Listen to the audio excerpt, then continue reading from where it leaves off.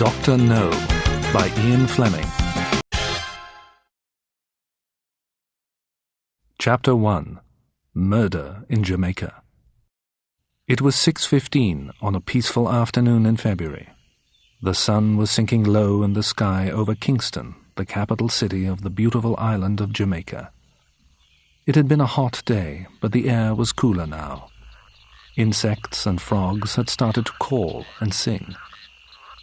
A man had just left a large white building with wide grass lawns and tall trees in front of it. This was a club where he met his British friends. He went to the club every afternoon to have a cool drink. Now he was going to his house, where he also had an office. The man's name was Commander John Strangways, and he was Regional Control Officer for the Caribbean. Strangways worked in Jamaica for the British government, but he was really an agent of the British Secret Intelligence Service. He was a British spy who worked in Jamaica. Lots of people knew Strangways was a spy because he was not careful enough about his secret. Every evening at 6:30, Strangways had to contact London and transmit his report to the headquarters of the Secret Intelligence Service on a radio transmitter. The time in Jamaica was 5 hours behind the time in London. If it was 6:30 p.m. in Kingston, in London it was 11:30 p.m. When Strangways had sent his report, he waited to receive his orders from the Secret Intelligence Service. If Strangways couldn't make contact with the SIS in London at 6:30 p.m., he had to try again at 7 p.m. And if he couldn't send his message at this time, he would try again at 7:30 p.m. If London hadn't heard from him at that time, the SIS wouldn't try to contact him again. The headquarters would declare an emergency. They would immediately start an investigation. They would try to find out why Strangways had failed to make contact. Strangways never changed his routine. He did the same things at the same times every afternoon. Every evening at 6:15 he left the club where he met his friends, and he started his journey back to his office. And every evening he took the same route in his car.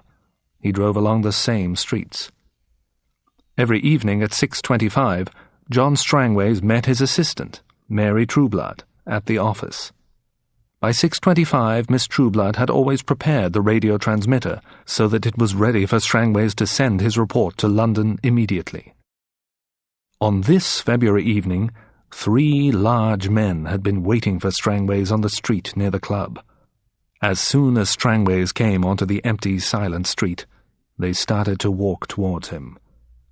The 3 men were all wearing dark glasses and carrying white sticks. The men were walking together in a line, one behind the other. The first man was holding a little metal cup. The second and third men were each touching the shoulder of the man in front of them. Strangways began to walk towards his car. He looked at the men and thought that they must be blind beggars. There were some beggars in Kingston, but perhaps Strangways should have been surprised to see 3 blind beggars together. And he should certainly have been surprised that all 3 men were Afro-Chinese. This was an unusual mixture of races in Jamaica. Meeting 3 blind Afro-Chinese men begging together should have seemed very strange to Strangways, but he was thinking about his evening transmission. Strangways carelessly put a coin in the tin cup as he passed the 3 beggars, and he walked on. So he didn't see the men turn around and pull guns from their pockets, and he didn't really feel the bullets which hit him a moment later. He was dead before his body hit the ground. A few seconds later, a big black car appeared in the street. It was a hearse, the kind of car that is used for funerals. It was driven by a 4th Afro-Chinese man. The 3 killers suddenly took off their dark glasses and quickly opened the doors at the back of the hearse. They threw their glasses and their white sticks into the car. Then they picked up the body of the British agent and pushed it into a wooden coffin which was in the back of the hearse. A few moments later, they had got into the car and it had driven away. At 6:25, Mary Trueblood heard the door of the office opening behind her. "The transmitter is ready for you, sir," she said, turning around to welcome her boss. But it wasn't Strangways who was standing in the doorway. It was a large Afro-Chinese man, and he was pointing a gun at her heart. Mary Trueblood opened her mouth, but the man shot her before she could scream. A few minutes later, she was with her boss. Both of their bodies were in the coffin in the back of the hearse, and the office of the regional controller was on fire. Another hour later, and the killers had put some heavy pieces of metal into the coffin with the bodies. Then they had dropped the coffin into the deep water of a lake which was many miles from Kingston.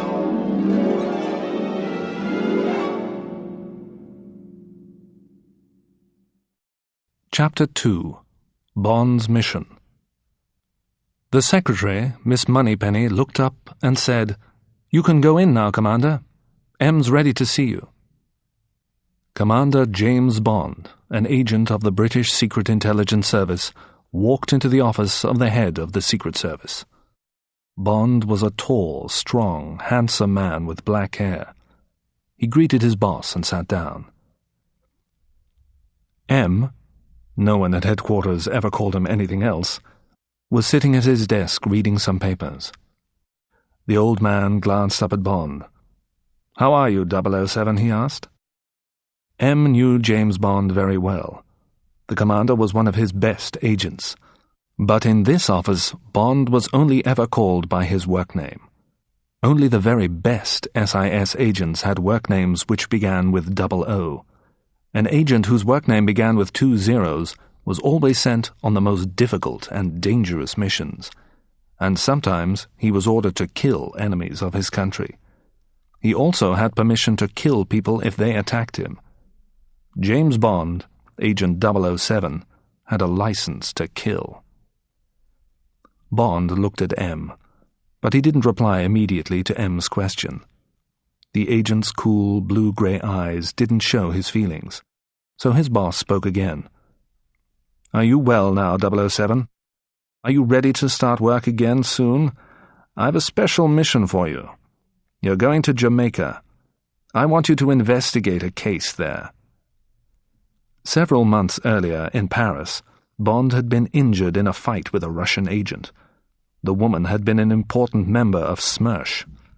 SMERSH was the department of the Soviet intelligence service which trained people to kill enemy agents. The Russian had very nearly killed Bond with a knife which was hidden in her shoe. The knife had been covered with poison.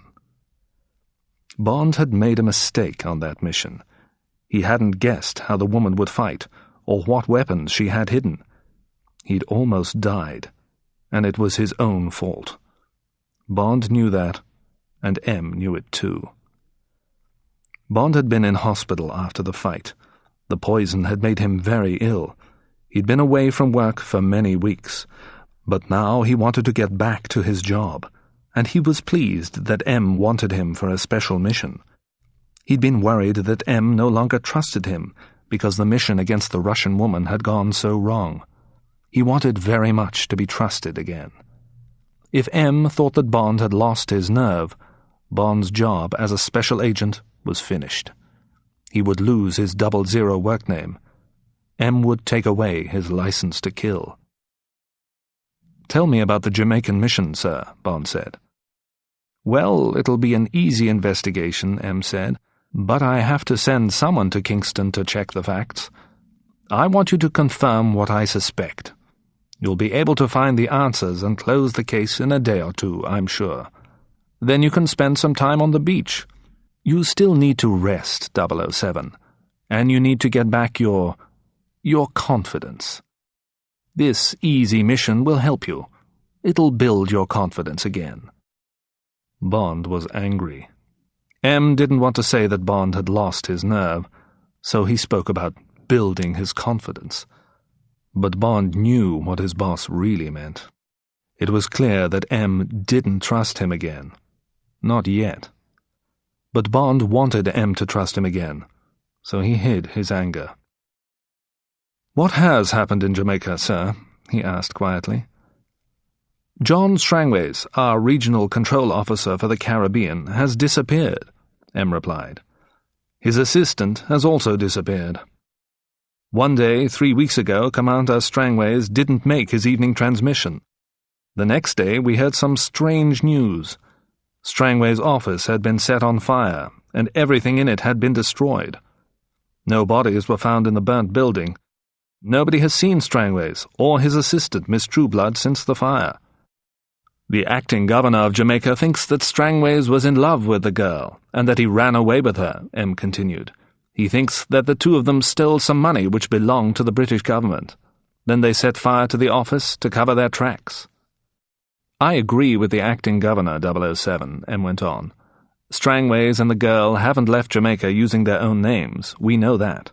We've checked the seaports and the airport, but Strangways could have made false passports for them both quite easily. In fact, he controlled the preparation of British passports on the island. That was part of his job. But we need to confirm all this. That's why I'm sending you to Kingston. You'll be the service's acting regional controller on Jamaica while you find out what really happened to Strangways and Trueblood. You'll do Strangways' job until I find new people to send. I'll take the next flight to Kingston, sir, Bond said. But I think that you're wrong about Commander Strangways. I know him. I don't think that he would steal money. And I don't think that he would destroy his office and run away. He loved his country, and he loved his work.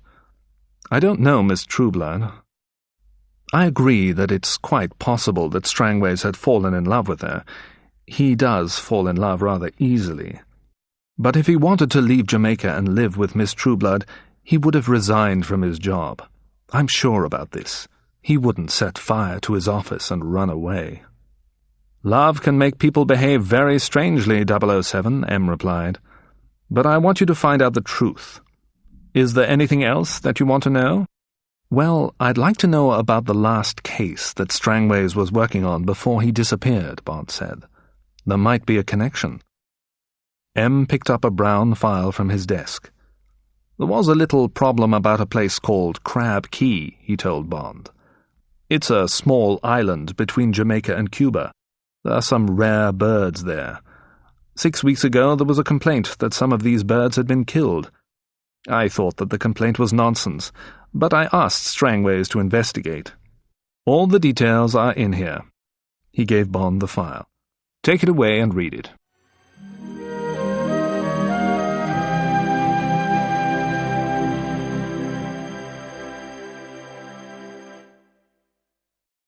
Chapter 3. The Island of the Birds. The story in the file which M had given Bond was a strange one. For many years the island called Crab Key had belonged to Britain, and Jamaica had looked after it. In the 19th century, Crab Key had been rich because of guano. The guano came from a kind of bird called the green cormorant. Huge numbers of these birds visited the island and left their droppings. The guano, the bird's droppings, was full of chemicals called nitrates, which were used as fertilizers. Farmers in Europe spread guano on the ground to make their crops grow. Guano became one of the most valuable products in the world. There were only a few areas in the world where guano could be collected. Sometimes the price of guano was very high. At those times, the workers on Crab Key were busy. But when the price of the guano was low, work stopped on the island. This was because the guano on the island was not of very high quality. The highest quality guano could be bought from Peru. The guano from Crab Key couldn't be sold for as much money as Peruvian guano. Collecting the guano and transporting it to Europe cost too much money when the price was low. From 1900 to 1930, guano prices had been low, so all the people left Crab Key. But at the end of that time, the island became famous for another reason. Scientists discovered that a rare kind of bird, the roseate spoonbill, was living there. Almost all the roseate spoonbills in other parts of the world had died, but a lot of them were still living on Crab Key. Many people had been excited by this discovery, and the members of the Audubon Society were the most excited. The Audubon Society bought a lease from the British government officials on Jamaica for the small part of Crab Key where the birds lived. This part became a sanctuary for the spoonbills. The society sent 2 wardens to live on the island. These men studied the roseate spoonbills, and they made sure that no one harmed the rare birds in their sanctuary. Then suddenly, in the 1940s, the price of guano increased. At that time, a man contacted the governor of Jamaica. He wanted to buy Crab Key. This man was called Dr. Julius No.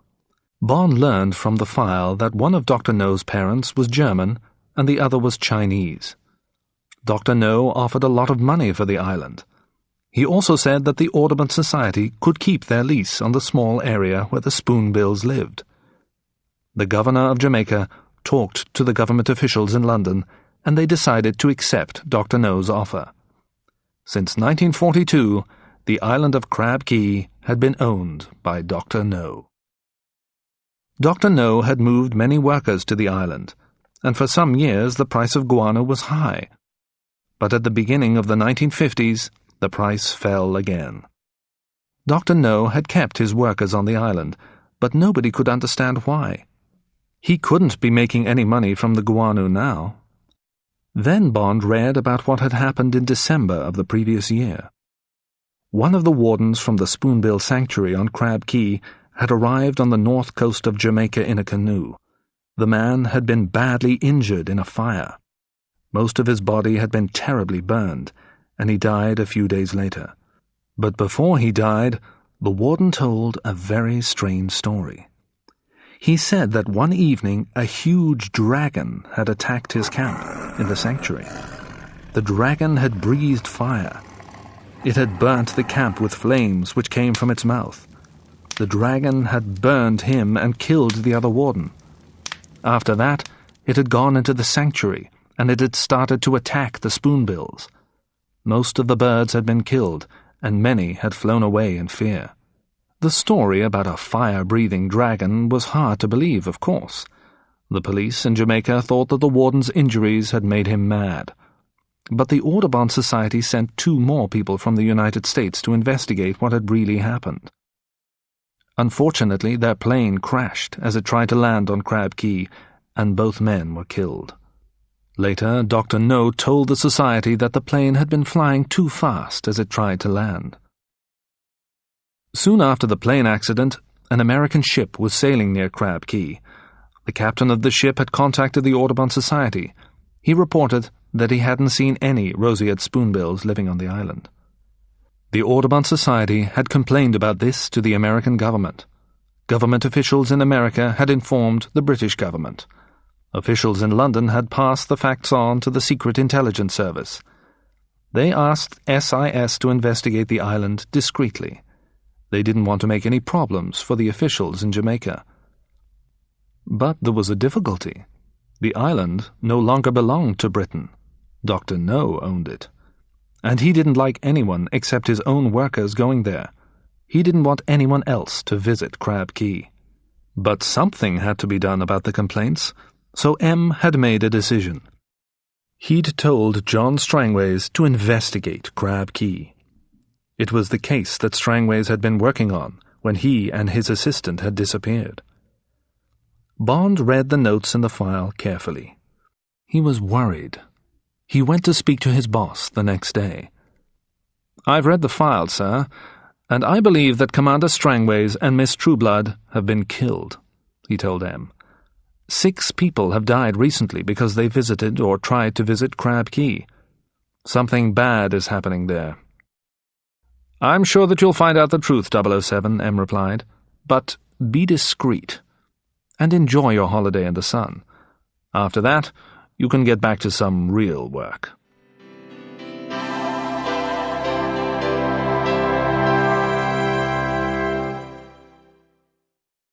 Chapter 4. The Girl at the Airport. James Bond looked out of the window of the plane. The sound of its 4 large engines had changed a little. It was beginning to descend. The plane had already flown over Cuba, and it was now preparing to land. The bright afternoon sun was shining down on the sparkling blue water of the Caribbean Sea. Ahead, Bond could see the beautiful green island of Jamaica. As the big plane turned towards Kingston Airport, Bond thought about the man who was waiting there to meet him. The man's name was Quarrel, and he was a good friend. Bond had worked with the huge black man 5 years before. At that time, Quarrel had helped him on a very difficult and dangerous mission, and now Bond needed his help again. Quarrel wasn't a Jamaican. He'd been born in the Cayman Islands, but he was very well known in Jamaica, and everyone who knew him loved him. If Bond had Quarrel by his side, ordinary Jamaican people would talk to him. People would trust Bond because he was Quarrel's friend. If Quarrel works with me, Bond thought, I'll be able to find out things that the people at King's House won't be able to tell me. The men and women who worked at King's House, the headquarters of the British government on Jamaica, weren't going to be able to give him much more information. So getting information from ordinary Jamaicans was going to be very important. But there were two other reasons why Bond wanted to work with Quarrel again. The first reason was that Quarrel knew everything about boats and the sea. He'd been a fisherman all his life. He knew more about sailing small boats around the coast of Jamaica than anyone else. If Bond had to go secretly to Crab Key, Quarrel could get him there safely by boat. And the second reason was that Quarrel was very fit and strong. He kept himself very fit, and he knew how to make other people fit too. He would help Bond to get strong again. Bond had lost a lot of strength since his illness. Now Quarrel would be Bond's personal trainer. Bond wasn't going to investigate the mystery of Crab Key until he felt strong again. The plane's wheels touched the ground, and Bond got up from his seat. In a few minutes he would be in the airport building. Bond hoped that he could collect his 2 cases quickly. His office in London had arranged for the airport staff to unload Bond's cases from the plane first, and he knew that no one at the airport would look inside them. This was a good thing. The cases contained many things that Bond didn't want anyone to see, including his guns, a .32 Walther PPK and a .38 Smith & Wesson. Bond saw Quarrel as soon as he walked into the main building of the airport. The huge brown-skinned man looked exactly the same as when Bond had last seen him. There was a wide smile on the Cayman Islander's handsome face. "How are you, Captain?" Quarrel asked as he shook Bond's hand. Quarrel had always called Bond Captain. "It's good to see you again," Quarrel went on. Then he looked carefully at his friend's face. "Have you been ill?" he asked quietly. "Yes," replied Bond. "I had a problem with some Russians. A lady from Smersh poisoned me. She didn't like me very much. But I'm getting stronger every day, and you'll soon get me completely fit, I know that. After a week of your training, I'll be ready for anything." The true friends picked up Bond's cases and walked towards the main doors. But as they were about to leave the airport, something happened which worried Bond. A young Chinese woman with a large camera ran up to them. Before Bond could do anything to stop her, she'd taken a photo of him. The girl looked at a piece of paper which she took from her bag. It was a list of names. "You must be Mr. Bond," she said. Then she smiled. Bond was suspicious. He thought that the smile was false. "I work for the newspaper here in Kingston, the Daily Gleaner," the girl went on. "I'm a reporter. I try to talk to all the interesting people who visit our island, and I always take their photograph. The readers of our paper like to know about new visitors, and I'm sure that you're a very interesting person. Will you be staying in Kingston, Mr. Bond?" "Yes, but not for long," Bond replied. His voice was cool and unfriendly. "I'm on my way to somewhere else." "And which hotel will you stay at while you're in Kingston?" the girl asked. She smiled, her false smile again. "The Metal Bank Hotel. And now I'll say goodbye to you," Bond said. The two men left the airport building and started to walk towards the car park. "Quarrel, have you seen that girl taking pictures at the airport before?" Bond asked. "Well, no, Captain," his friend answered. "But the Daily Gleaner employs many reporters." As they walked, Bond was thinking carefully. This was a bad start. If his name and photo appeared in the paper, everyone would know that he had arrived on the island. Bond certainly didn't want everyone to know about his arrival. Mistakes that you make at the start of a mission are the hardest mistakes to correct, Bond said to himself. He sometimes thought of his work as a kind of very dangerous sport, and he knew that in this sport of spying, it was bad if the enemy won the first game. But was there an enemy here on Jamaica? Perhaps he would soon know the answer to that question. After a minute, the two men reached the car which Quarrel had brought to meet him. Then Bond knew that the reporter had been only the first of his problems. The car was a black Sunbeam Alpine, and it had British government registration plates. In a few seconds, Bond realized that this was the car which had been used by Strangways, the regional controller who had disappeared. "Quarrel," he said angrily, "why on earth did you bring this car to meet me? Shall I put a sign round my neck with the words British Spy written on it?" "The acting governor's assistant told me to bring this car," Quarrel replied. "His boss told him that you should use it while you're in Jamaica. It really belongs to your department. Did I do something wrong, Captain?" In a moment, Bond's anger had disappeared. He wasn't angry with Quarrel. This was the acting governor's fault. Now Bond was only angry with himself. He was angry with himself because he'd forgotten an important fact. This fact was that the acting governor was an idiot. "No, it wasn't you who did anything wrong," he told his friend. "It was me. I sent a message to the acting governor. I asked him to contact you in the Cayman Islands. I asked him to bring you to Jamaica and to pay you well for working with me. I asked him to book me a room at the Blue Hills Hotel. I asked him to give me a car for the time that I was in Jamaica, and I asked him to send you to meet me today. But I didn't guess that he would send you to meet me with Strangway's car," Bond went on. "Any enemy of Britain will recognize this Sunbeam. It's the resident British spy's car. I should have guessed that this might happen. I should have taken a taxi to the hotel and met you there. Now anyone who was watching for me at the airport will know who's helping me, and they'll know which car we're driving." It was now late afternoon, and the sun was going down fast. It would soon be dark. The two men got into the Sunbeam. Quarrel started the car's engine and drove away from the airport. After a few miles, Bond's fears were confirmed. He was now sure that an enemy had been watching at the airport. "There's a car following us, Quarrel," he said quietly. "It's a taxi, a big black one. I saw it leaving the airport, but there's nobody in it except the driver. Taxi drivers don't leave the airport if they don't get a passenger after waiting for only a few hours. They wait for the next plane to arrive. Slow down a little. Let's see if the taxi will pass us." Quarrel slowed down, and Bond turned around in his seat. The taxi slowed down too. Its headlamps shone on the road. The driver was trying to stay about 100 yards behind the Sunbeam. "Listen carefully," Bond said. "We need to get rid of this taxi.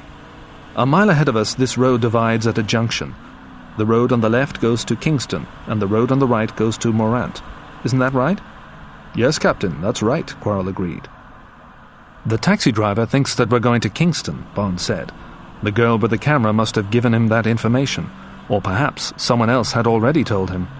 Well, we are going to Kingston, but not yet. Quarrel, when I tell you, I want you to accelerate suddenly. Drive very fast to the junction so that the taxi driver can't see which road we take. When we reach the junction, turn off all the car's lights and take the road towards Morant. Stop after 500 yards. Okay, accelerate now." Quarrel did exactly what Bond asked, and a minute later the two friends were listening to the taxi disappearing fast down the road to Kingston. Half an hour later, Quarrel stopped the Sunbeam outside the Blue Hills Hotel. Neither man noticed the big black taxi which stopped on the dark street opposite the hotel. Later that evening, after he'd taken a cool shower and changed his clothes, Bond met Quarrel again. "Let's go and have a drink and a meal," Bond said to his friend. "Where shall we go?" "I'll take you to a restaurant that I know," Quarrel replied. "It isn't a place where British people go very often, but the owner is a good friend of mine. He's called Pussfella, and I've known him for a very long time. Pussfella comes from the Cayman Islands too. We used to go fishing together. Each of us owned half of the boat that we used. Then one day my friend had an accident. He was badly injured. After that, he didn't want to be a fisherman anymore. I bought his half of the boat, and he moved here to Jamaica. He's made much more money from his restaurant than I have from fishing." "What kind of accident did your friend have?" Bond asked. "A bad one, Captain," Quarrel replied seriously. "Pussfella was fishing near an island called Crab Key. It's about halfway between here and Cuba. A huge creature came out of the sea. It was a giant squid, or maybe it was a giant octopus. It pulled Pussfella from the boat. It tried to pull him under the water and drown him. He fought with the creature. He stabbed its tentacles with his knife until it let him go. That's why we call him Pussfella." Bond thought about this story and said nothing. "Pussfella's a fine man," Quarrel added, "and the food and the music at his restaurant are great."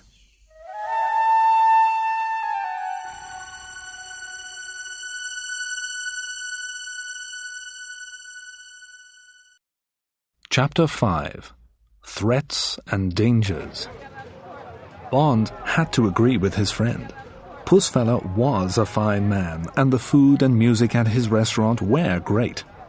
Bond drank his favorite cocktail, a vodka martini, and Quarrel drank cold beer. As they ate a delicious meal, the two friends listened to a group of musicians who were playing Jamaican songs. "Quarrel, tell me more about this island called Crab Key," Bond said when they had finished eating. "It's a bad place, Captain," the Cayman Islander replied. "It's very bad luck to go there. A Chinese gentleman owns it. When he bought it, he took some men and women there to collect the bird droppings, the guano. But he doesn't let any of his workers leave the island, and he doesn't let anyone else visit his island. He has guards with powerful guns who watch the coast of Crab Key, and he has a radar system and a plane. He uses these things to search for strangers on his island. Some friends of mine have disappeared there. They were fishermen. They landed on the island, and no one has ever seen them again." "That's very interesting," Bond said quietly. Then he told Quarrel about Strangways and Mary Trueblood, and when they had disappeared. "Captain," Quarrel said, "if Mr. Strangways and his assistant were interested in Crab Key, that Chinese gentleman ordered them to be killed. I'm sure about that. He hates people who become interested in his island, and he kills anyone who interferes with his privacy." There was a movement behind their table and a sudden flash of light. Bond turned round quickly. The young Chinese woman from the airport was standing in a corner of the restaurant. She was holding up her camera. She was going to take another picture. "Stop her, quickly," Bond whispered to Quarrel. Quarrel jumped up from his chair and stood in front of the girl. He smiled at her. "Good evening, miss," he said politely. He held out his hand. The girl smiled her false smile and put her hand in Quarrel's to shake it, but Quarrel grasped her hand very tightly and swung her round, moving like a dancer. Then he pulled her arm up behind her back. "Don't do that! You're hurting me! Let me go!" the girl shouted angrily. "I'll report you to the police." "My friend and I are going to ask you some questions, miss," Quarrel said. "I hope that you'll give us good answers." The girl looked at Bond. "Please, tell this man to let me go," she said. "Perhaps I'll tell him to let you go when I've heard your answers," said Bond. "Why are you trying to take more pictures of me?" "The photo that I took at the airport wasn't good," the girl answered angrily. "My boss told me to get a better one." "Are you talking about your boss at the Daily Gleaner, or are you talking about some other boss?" The girl didn't answer. Bond looked carefully at her face for a moment. Then he asked, "What's your name?" "I won't tell you," the girl said. Quarrel pushed her arm further up her back. She fought like a fish that was caught in a net, but Quarrel's arms were as strong as steel. The girl screamed. "Okay, I'll tell you," she said. "My name is Annabelle Chung." At that moment, Pussfella came up to the table. "Is this girl making trouble for you, sir?" he said. "Shall I make her leave?" "No, thank you, Pussfella. We want to talk to her," Bond replied. "But there is something you can do for us." Please phone the office of the Daily Gleaner. Ask them if they employ a photographer called Annabel Chung." Pussfella hurried away. "I'm sorry," Bond said to the girl, "but I can't understand why you or your boss want pictures of me. I'm just an ordinary traveler. I'm visiting Jamaica for a day or two. Why are you interested in me?" "I've told you already," the Chinese girl replied angrily. "It's my job to take photos." At that moment, Pussfella returned. "The people at the paper know her," he told Bond. "She isn't a reporter, she's a photographer. The people at the Daily Gleaner don't employ her, but sometimes they buy photos from her. She's a freelance photographer. She takes pictures for anyone who wants them." "Thank you," Bond said. He smiled as the restaurant owner went back to his kitchen. "Well, now we know two things," he said quietly to the girl. "You didn't ask Pussfella to help you, so I guess that you don't really want to report us to the police. And we know that you're a freelance photographer, not a newspaper reporter." "Good. So next, we need to find out who paid you to take pictures of me." Suddenly Bond's smile disappeared, and his eyes became cold. His voice was quiet and hard. "Now, tell me who's paying you." "No, I won't tell you," the girl said. She was scared, and she was in a lot of pain, but she wouldn't give Bond a name. "Oh, let her go," he told Quarrel. Bond was angry with himself. He and Quarrel were certainly in great danger.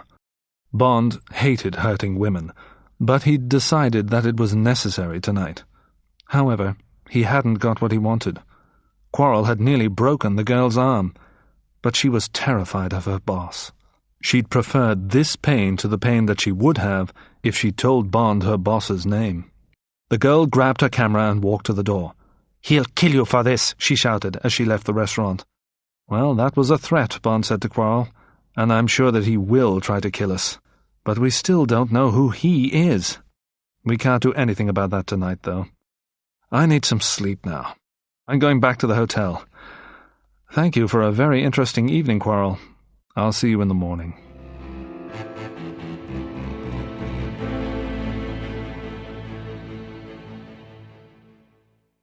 Chapter 6. At King's House. The next morning, Bond was still thinking about the Chinese girl's threat. He was now quite sure that John Strangways and Mary Trueblood had been murdered, and he believed that they'd been murdered because of their interest in Crab Key. It was possible that whoever the murderers were, the orders for the killing had been given by the owner of Crab Key, and the owner of Crab Key was the mysterious Dr. Julius No. So it was possible that the he of Annabel Chung's threat was also Dr. No. He was certainly Bond's main suspect. Did Bond really need to find out more about Dr. No before he investigated Crab Key? He didn't think so. He knew what Quarrel and his friends thought already. But later he would talk to the British officials at King's House. He would check the information that they had in their files about the owner of Crab Key. Soon Bond would need to visit the Doctor's Island, but before he went there, he would spend some time with Quarrel. He had to get stronger and fitter. But the most important thing was for he and Quarrel to cover their tracks. Since he'd arrived in Jamaica, too many people had found out that Bond was working on the island. He needed to disappear, and so did Quarrel. Bond was thinking about all this as he sat finishing his breakfast in his hotel room. Someone knocked on the door. He opened it carefully, and Quarrel came into the room. "Hello, Quarrel. I'm going to spend my time at King's House today," Bond told his friend. "I won't need you with me, but I've got some jobs for you to do." "Okay, Captain. Tell me what you want me to do," the Cayman Islander replied. "Well, first, we must get rid of the Sunbeam Alpine," Bond said. "I'll give you some money. Go to a car hire company. Hire a car for 1 month. Pay all the money now. We need a small, fast car. Next, find 2 men who look like us. One who looks like you and one who looks like me. Tell them that you want them to take the Sunbeam to Montego tomorrow. They must take the road that goes through Spanish Town. Tell them to leave the car in Montego. Give each man £10 to do this. Will you be able to find 2 men?" "Yes, Captain. That won't be difficult," Quarrel replied. "There's something else," Bond went on. "The men must look like us, and they must also be dressed like us. So buy them some new clothes, the kinds of clothes that we wear. They must wear these clothes when they drive the Sunbeam to Montego. If they ask why, tell them that you work for a mad American, and that the clothes are his idea. Tell the men that they'll be well paid for driving the car, and tell them that they can keep the clothes. Perhaps they won't ask too many questions when they see the money." Quarrel laughed. "I understand you," he said. "You want to cover our tracks. So you're going to make some false tracks. You want someone to think that we are in Montego. But where will we be, Captain?" "We'll move to the north coast. We need some privacy," Bond replied. "So the other thing that I want you to do today is this. I want you to rent a house for us on the north coast. Do you remember the house that we rented the last time we worked together?" "Yes, it was near Morgan's Harbor. It was in a place called Bow Desert," Quarrel replied. "Find out if we can rent that house again," Bond said. "If this isn't possible, try to find another house in the same area. Rent whichever house you can get for a month. Pay all the money now. Tell the company that owns the house that Mr. James wants to rent it. I'll write to them if they need more information, but get the house keys today." "I won't see you again today, Quarrel," Bond went on, "but please come here at 6:15 tomorrow morning. Bring the new car, and bring the men who are going to drive the Sunbeam to Montego. Be careful today, my friend. Don't let anybody follow you. We'll be in great danger until we get out of Kingston." Bond gave his friend a thick bundle of banknotes. "Here's some money," he said. "That should be enough to pay for the house, the car, and the 2 men who will look exactly like us. Our doubles." At King's house, Bond was welcomed by the acting governor's assistant. Bond wanted to discuss the details of his mission with the assistant, but first he would have to talk to the acting governor for a few minutes and be polite to him. The acting governor's assistant took Bond into his boss's room, then he left the 2 men alone. Bond already knew a lot about the acting governor. The man had never been well liked anywhere.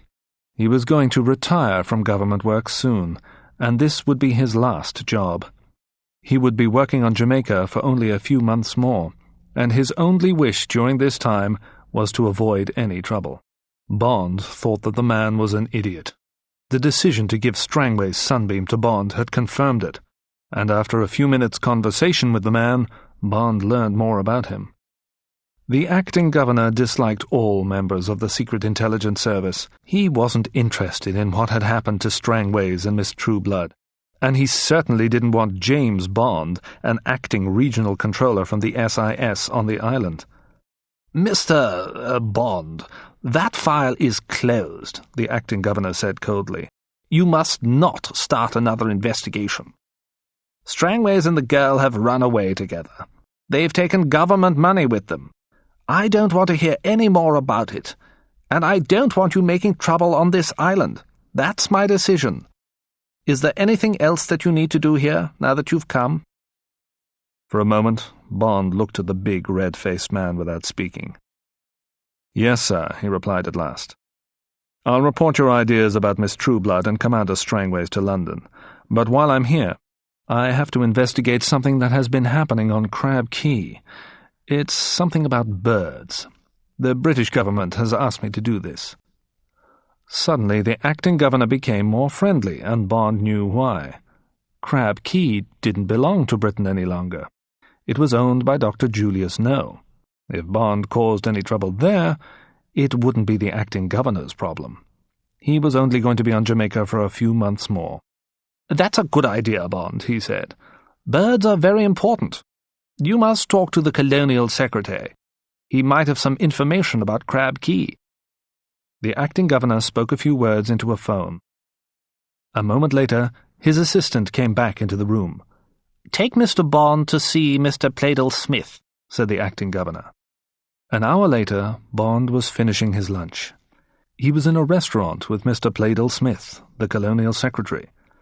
Mr. Pleydell-Smith was a friendly 30-year-old man with untidy hair and bright, intelligent eyes. When they'd met earlier, Pleydell-Smith had surprised Bond. He had recognized Bond's name. He'd spoken kind words about the trouble which Bond's last visit had caused for some people at King's House. He told Bond that a few days earlier he'd found a report about Bond's last mission in Jamaica. Someone had taken the file from the storeroom and left it on a desk. Pleydell-Smith had read the report with interest and enjoyment. "I hope that you can stir things up again, Commander Bond," he said. "It's very boring here at the moment. What's your problem this time? Perhaps I can help you with it." They sat drinking coffee while Bond told the Colonial Secretary about Crab Key. "When we get back to my office, I'll ask my secretary, Miss Taro, to find all the information that we have about the island," Pleydell-Smith said. "There'll be a file of reports, and I know a little about guano myself, so I can tell you about that." As they walked back to King's House, Bond asked the Colonial Secretary a question about something which had been worrying him for the last hour. "Why did someone take the file about my last visit out of the storeroom in King's House?" he asked. "Did somebody important want to read the report?" "Well, that was strange," Pleydell-Smith answered. "I found the file on my secretary's desk. I think that Miss Taro got it out of the storeroom. She's only worked at King's House for a few weeks, but she likes her job and she works very hard. Perhaps she was tidying the old files and putting them into better order." As soon as the two men entered Pleydell-Smith's office, the Colonial Secretary picked up a phone and spoke to his secretary. "Miss Taro, will you bring me the file on Crab Key, please? I need the report about the sale of the island, and I need the report about the warden of the bird sanctuary who died." He put the phone down and spoke to Bond. "Please sit down, Commander. Miss Taro will go to look for the file. While we're waiting, let me tell you all about guano." Bond thanked the Colonial Secretary and sat in the chair facing his desk. Pleydell-Smith was still speaking about guano when his secretary opened the door half an hour later. "I'm sorry, sir," the young woman said. "I can't find the Crab Key file. It's missing. It isn't in the storeroom." "It's missing? Well, who was the last person to use it?" the Colonial Secretary asked. "Everyone who looks at files from the storeroom has to sign their name in a book." "Commander Strangways was the last person to sign the book, sir," the girl said. "But he brought the file back. He brought it to this room. I remember that well," said Pleydell-Smith. "What happened to it after that?" "I don't know. I'm sorry, sir," the girl replied. Bond turned in his chair to look at the secretary, and for a moment she looked carefully back at him. Then she smiled a false smile and left the room. Suddenly, Bond realized what connected his investigation with the people who had been watching him. Dr. No, Annabelle Chung, and Miss Taro were all Chinese.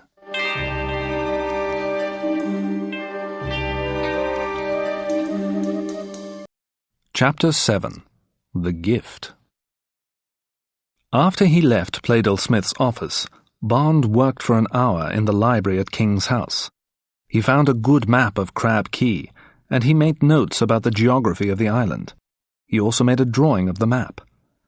Crab Key was about 20 miles north from the northern shore of Jamaica. Dr. No's island wasn't very big. It was about 12 miles long from east to west, and about 4 miles wide from north to south. There was high ground at the western end of the island. At the furthest western point, there was a mountain. On one side of the mountain, a steep cliff went down to the sea. It was on this part of the island that the green cormorants lived. The birds lived on the rocks of the steep cliff. The birds' droppings, the guano, was collected from the rocks and loaded into ships. The larger part of the island, the eastern part, was an area of swamp. In the middle of this low, swampy ground there was a lake, and from this lake a small river ran towards the sea in the south. The river flowed into the sea at a small sandy beach, about halfway along the island's south coast. Bond knew that the bird sanctuary was in the swampy area of the island. He guessed that the warden's camp was probably close to the place where the river flowed out of the lake.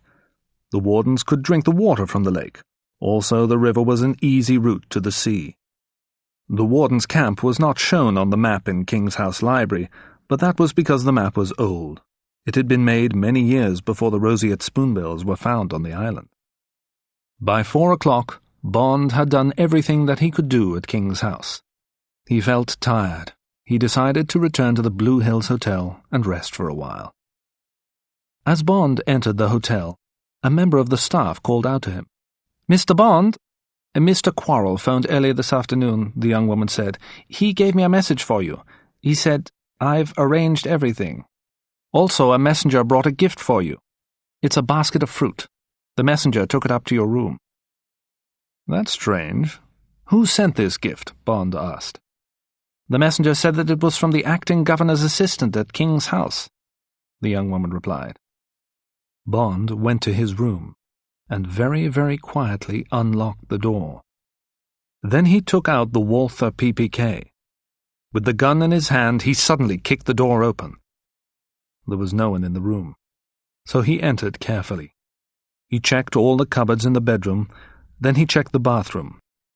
When he was sure that no one was hiding anywhere, he shut and locked the door of the main room. On a table in a corner of the room there was a huge basket of fruit.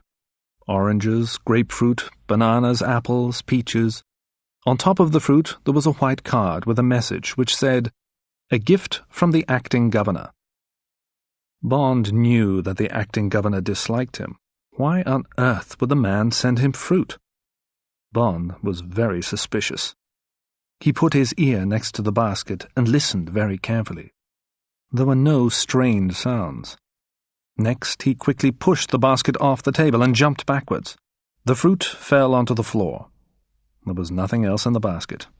No bombs, no poisonous snakes or spiders. But he was still suspicious about this gift.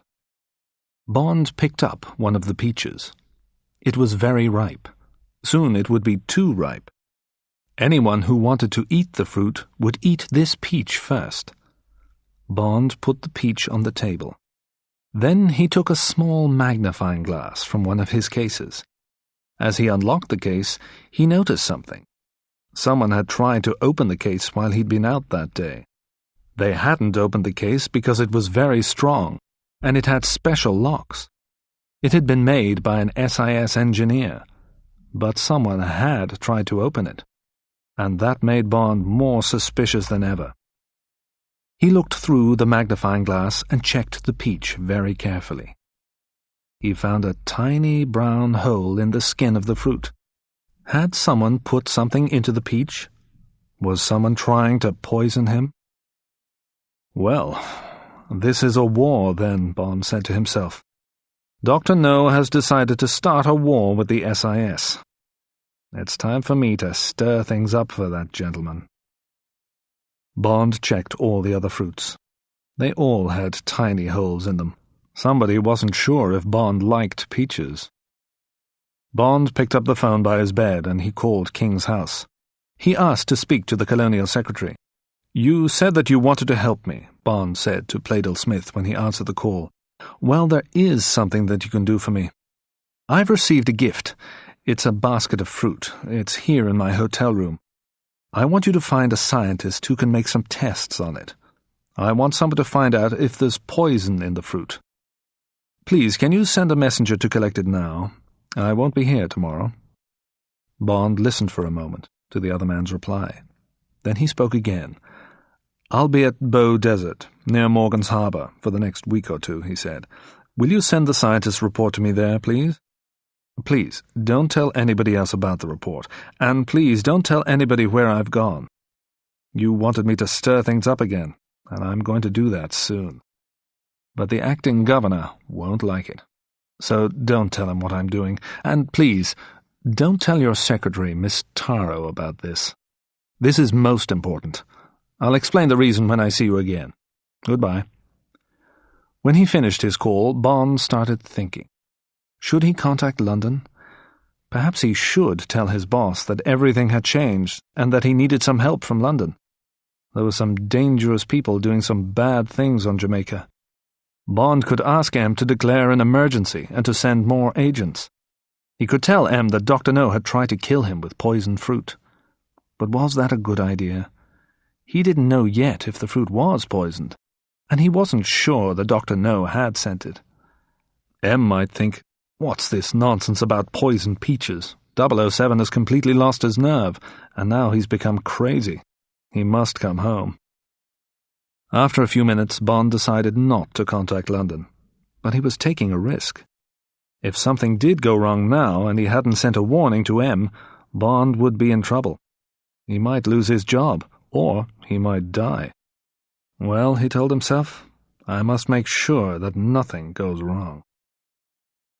After the messenger from King's house had taken away the fruit, Bond had a meal and a few drinks. Then he locked all the windows of his room. Finally, he packed his bags and he went to bed early.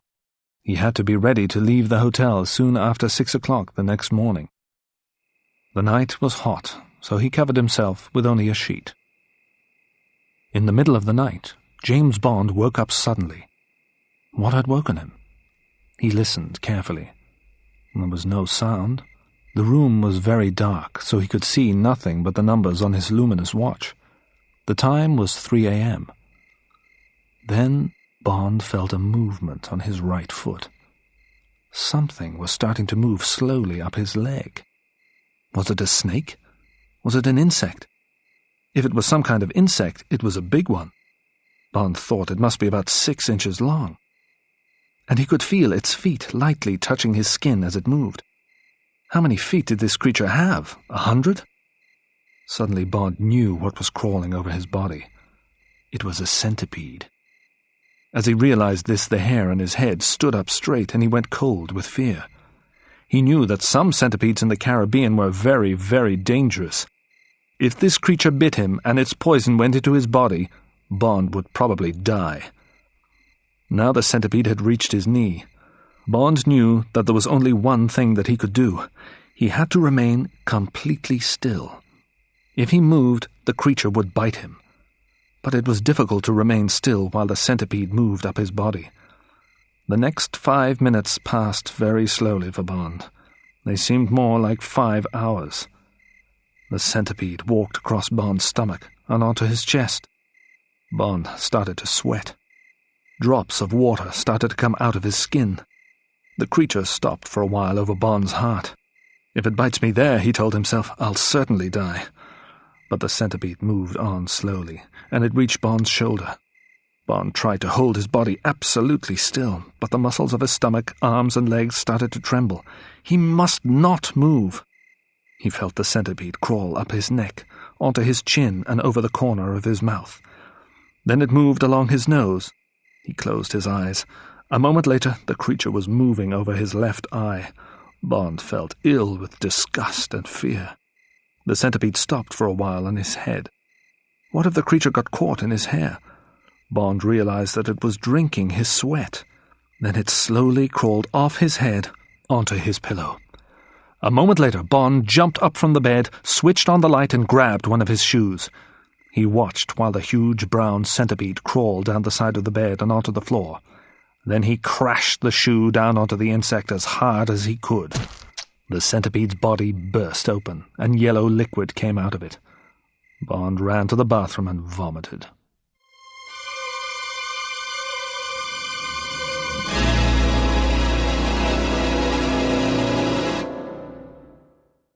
Chapter 8. The Journey to Crab Key. At 6:30 the next morning, Bond and Quarrel were driving out of Kingston in an Austin 830. They were driving towards the north coast. They'd already seen the 2 men who were dressed like Bond and Quarrel drive off towards Montego in the Sunbeam Alpine. The 2 men that Quarrel had hired were not honest people, but they wanted the money and they were happy to do the job. Bond was pleased with his friend's choice. Annabelle Chung must have given descriptions of us to her boss, Bond told his friend. If any of Dr. No's men are watching the road for the Sunbeam Alpine, they'll have those descriptions with them. The men that you hired look very like us, so the watchers will think that we are in the Sunbeam. Now, I have a question to ask you, Quarrel. What do you know about centipedes? Centipedes are bad creatures, Captain, Quarrel replied. and Jamaican centipedes are very poisonous." "But where do they usually live?" Bond asked. "Oh, they always live in dark, dirty places," Quarrel answered. "They live under old wooden buildings and in other places like that." "Do they ever go into clean, tidy places? Places like hotel rooms?" Bond asked. "Do they ever climb into people's beds?" "No, Captain," said Quarrel.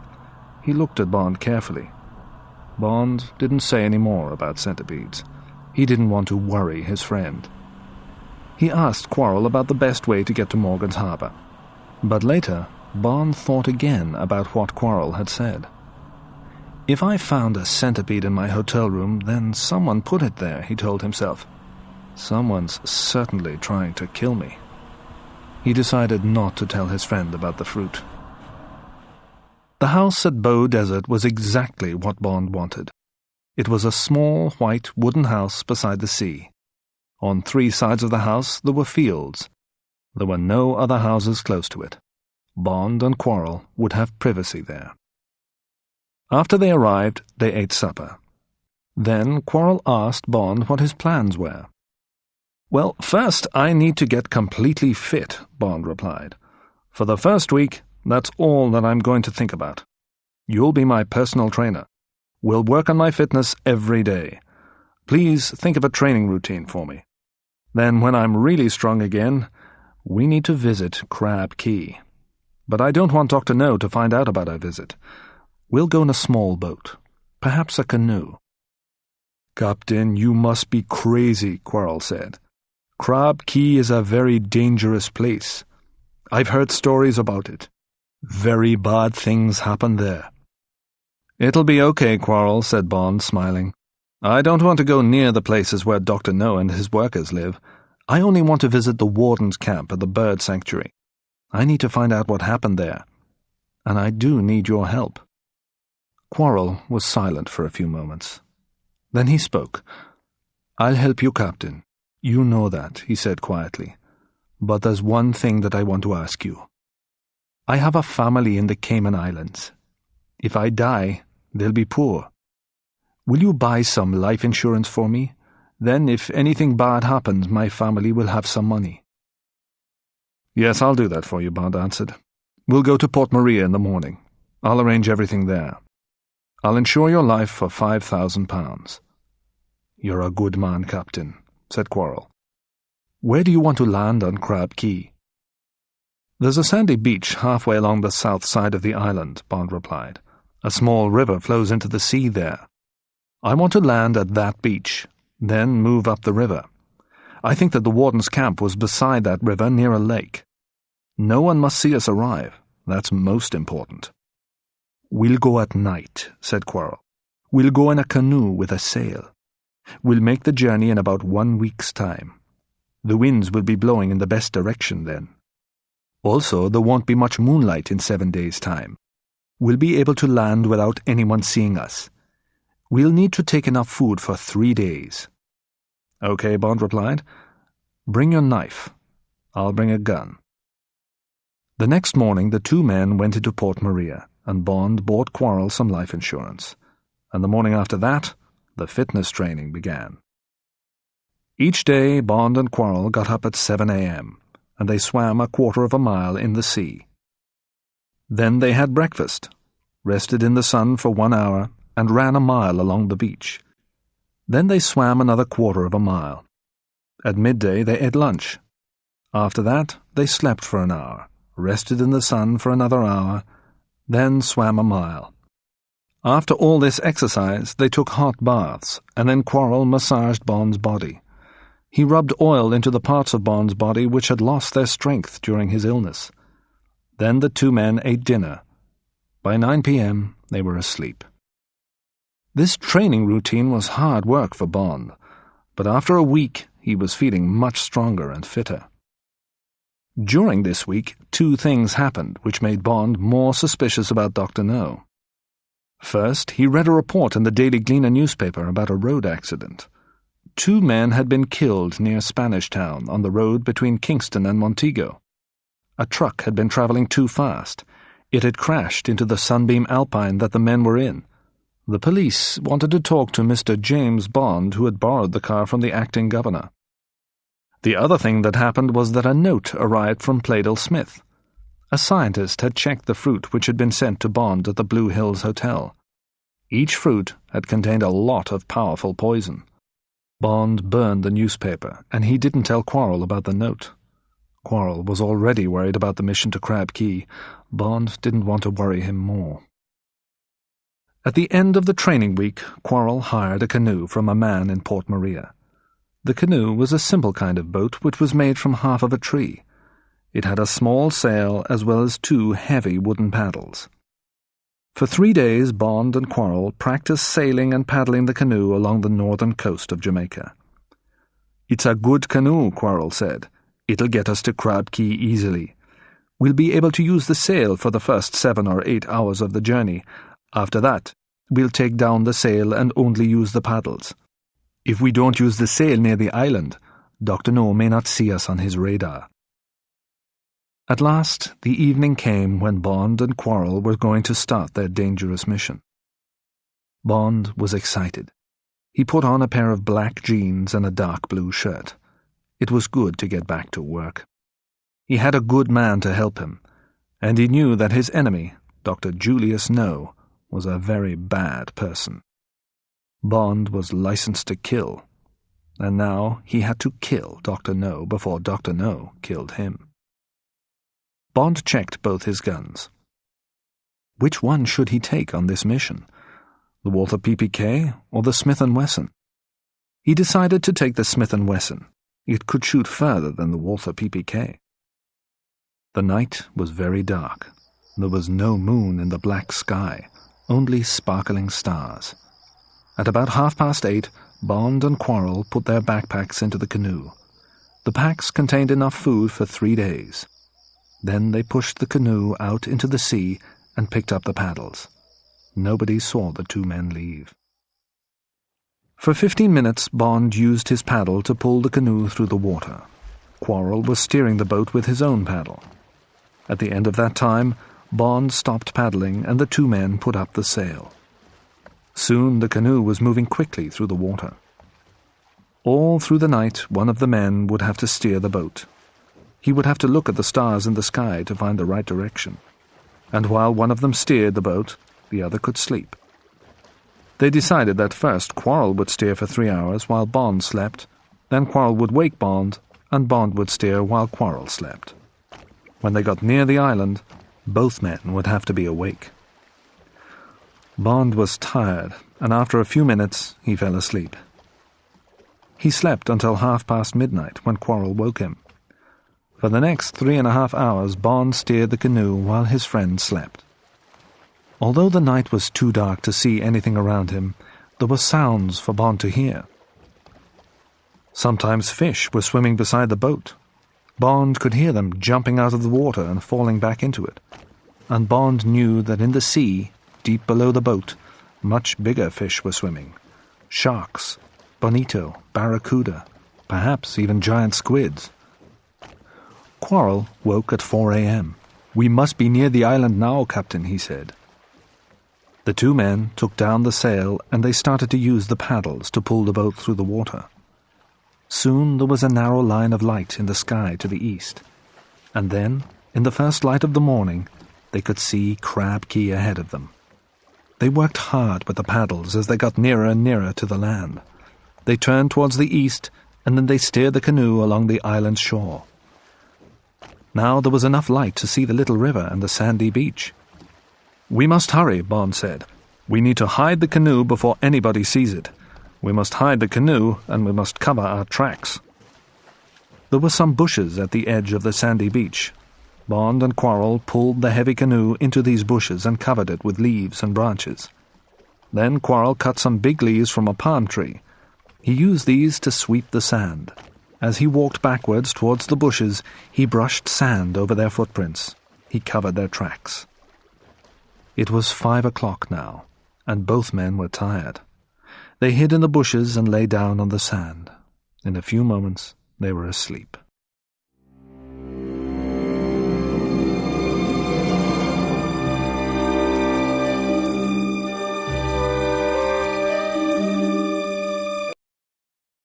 Chapter 9. The Girl on the Beach.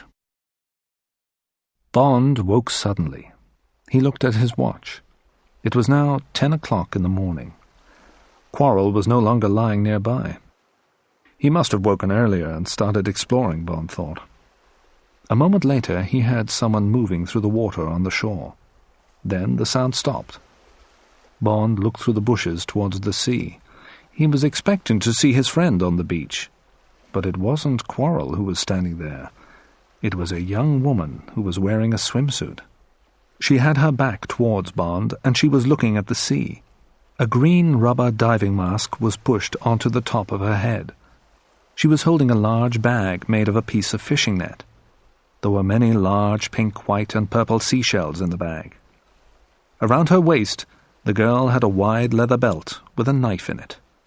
Her skin was a golden brown color, and her legs were long and slim. Her long, pale blonde hair was cut off straight at her shoulders.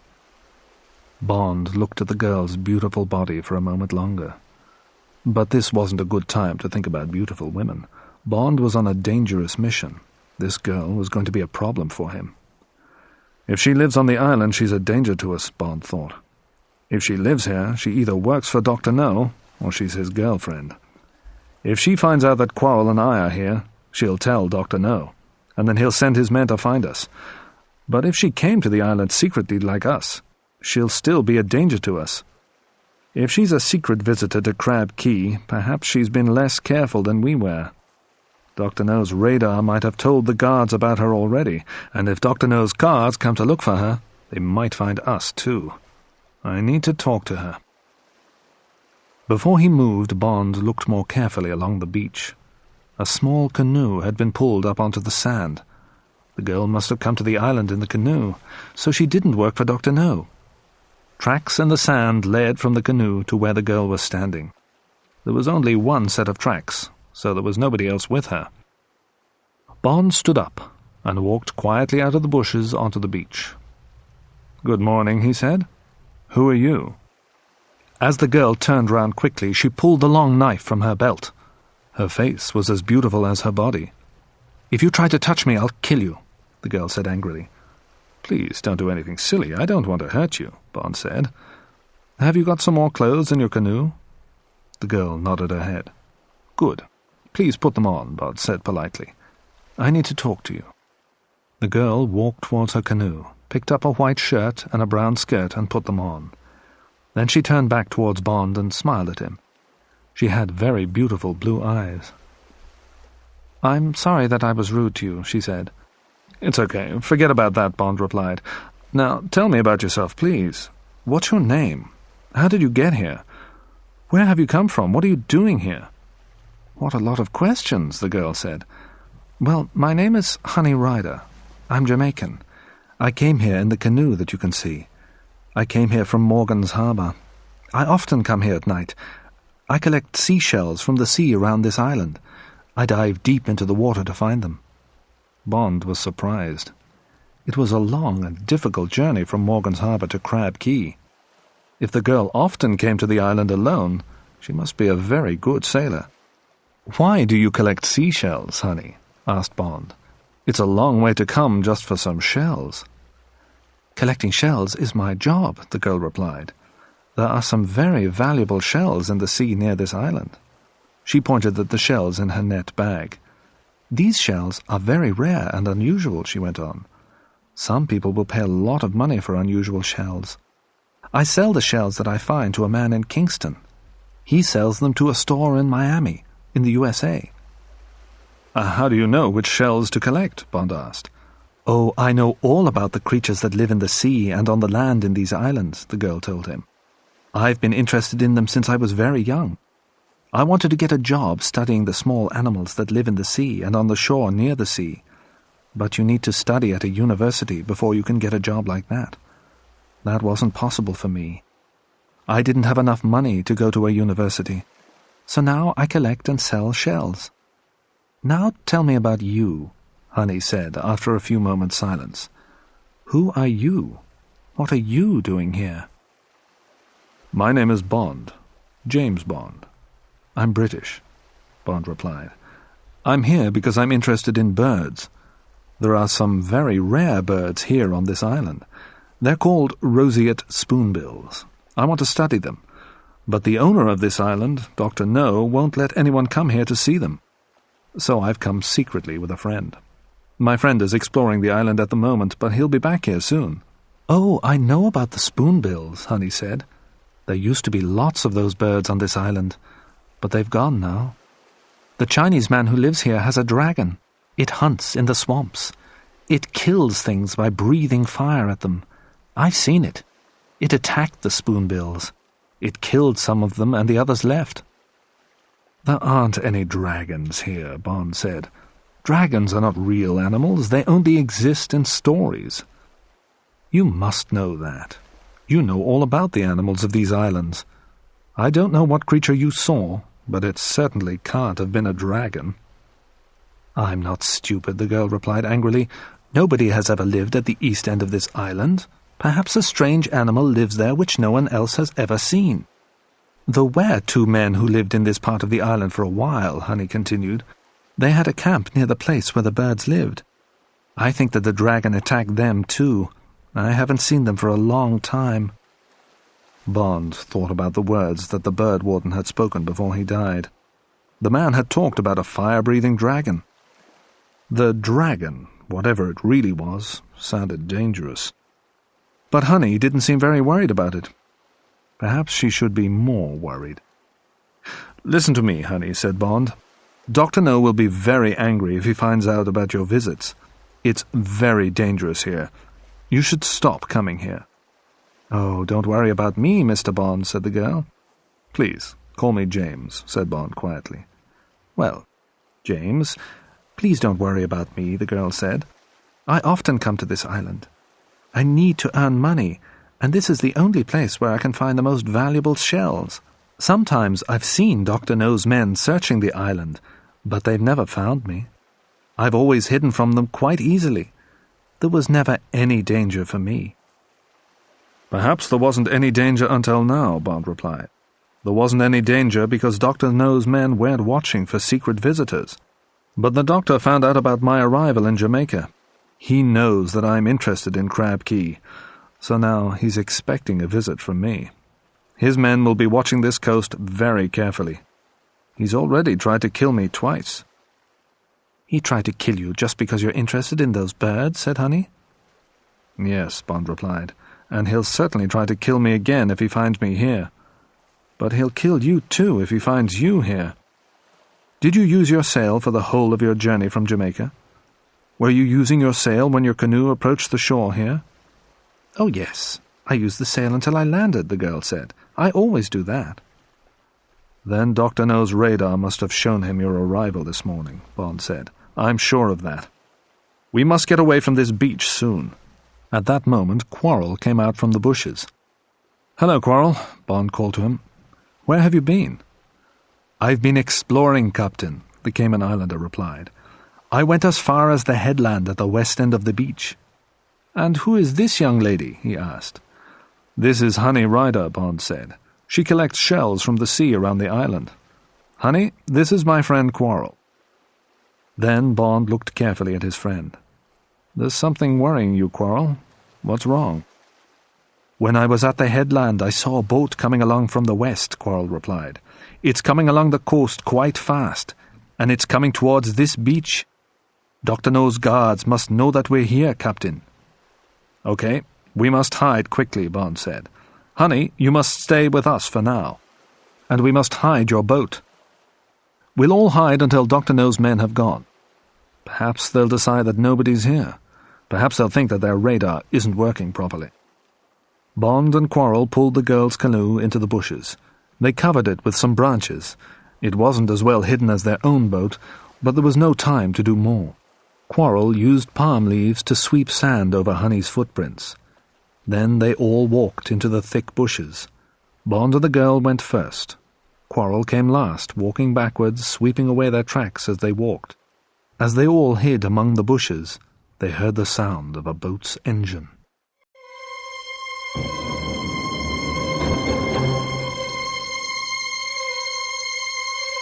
Chapter 10. The Hunt. Dr. No's boat arrived opposite the empty sandy beach. It was a large grey boat with a powerful engine.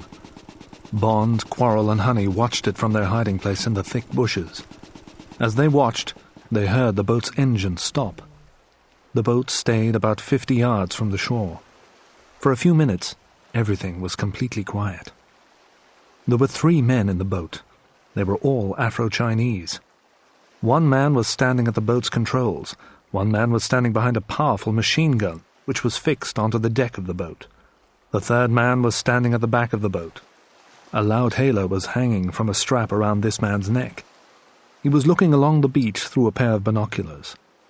Suddenly, the man with the machine gun looked straight towards the place where Honey's canoe was hidden. He said something to the other men, and a moment later all 3 guards were looking towards the same place.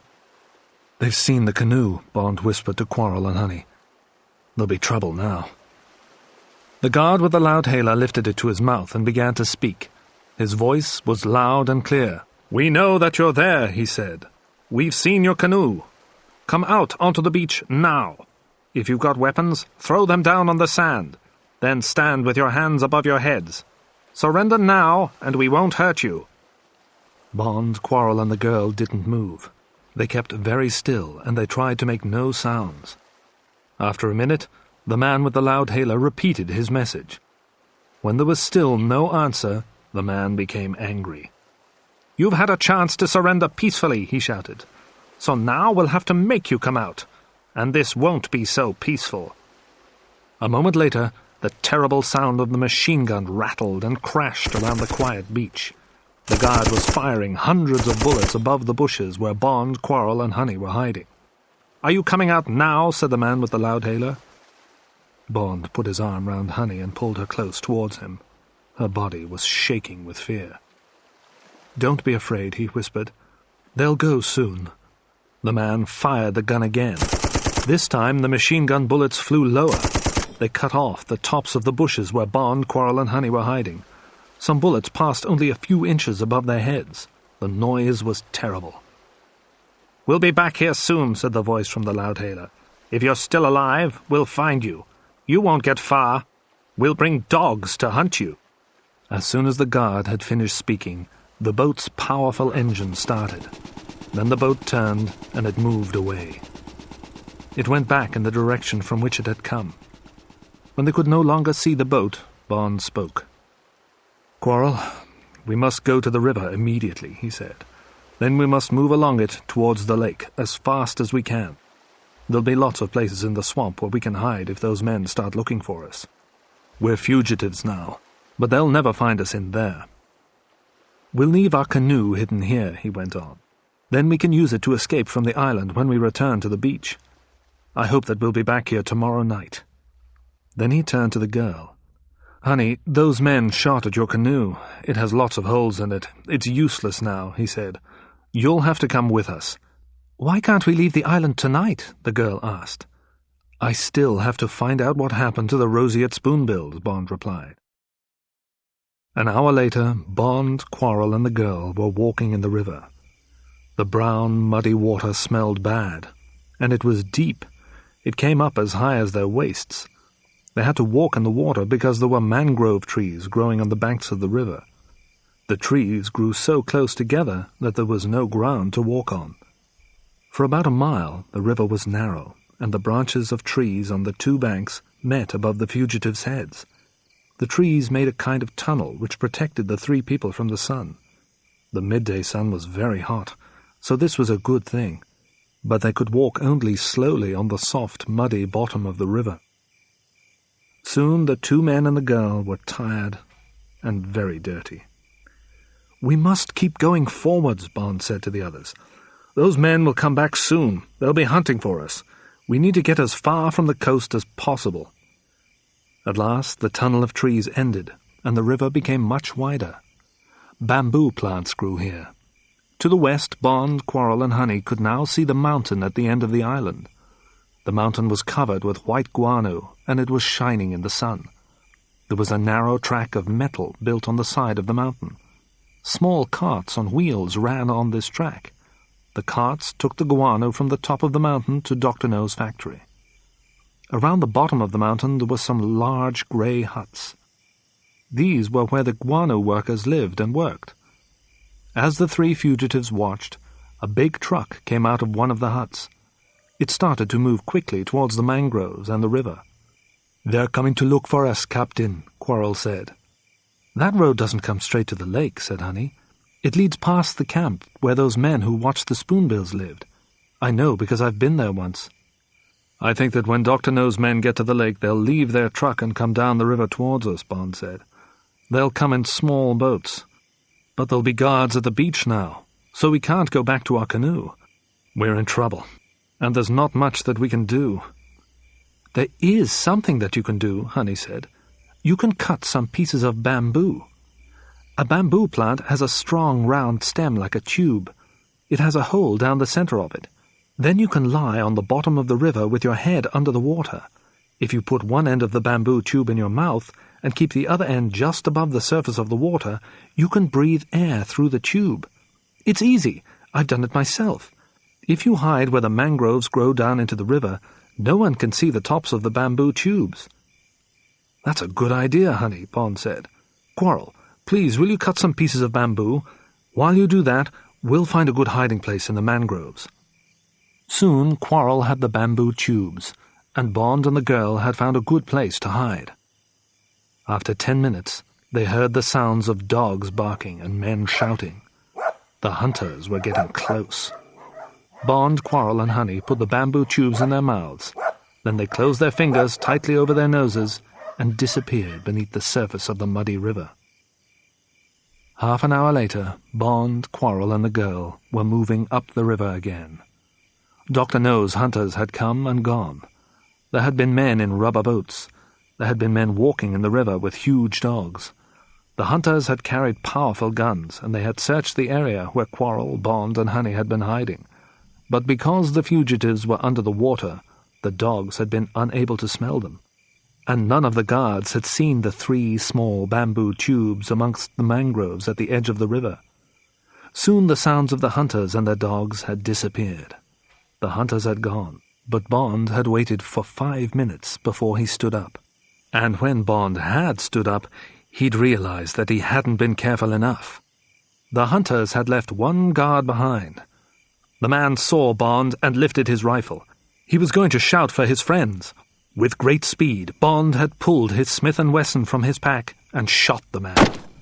Quarrel had pulled the guard's rifle from his hands.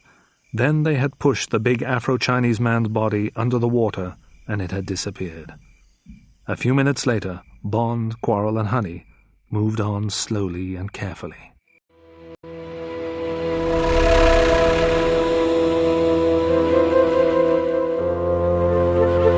Chapter 11. The Dragon.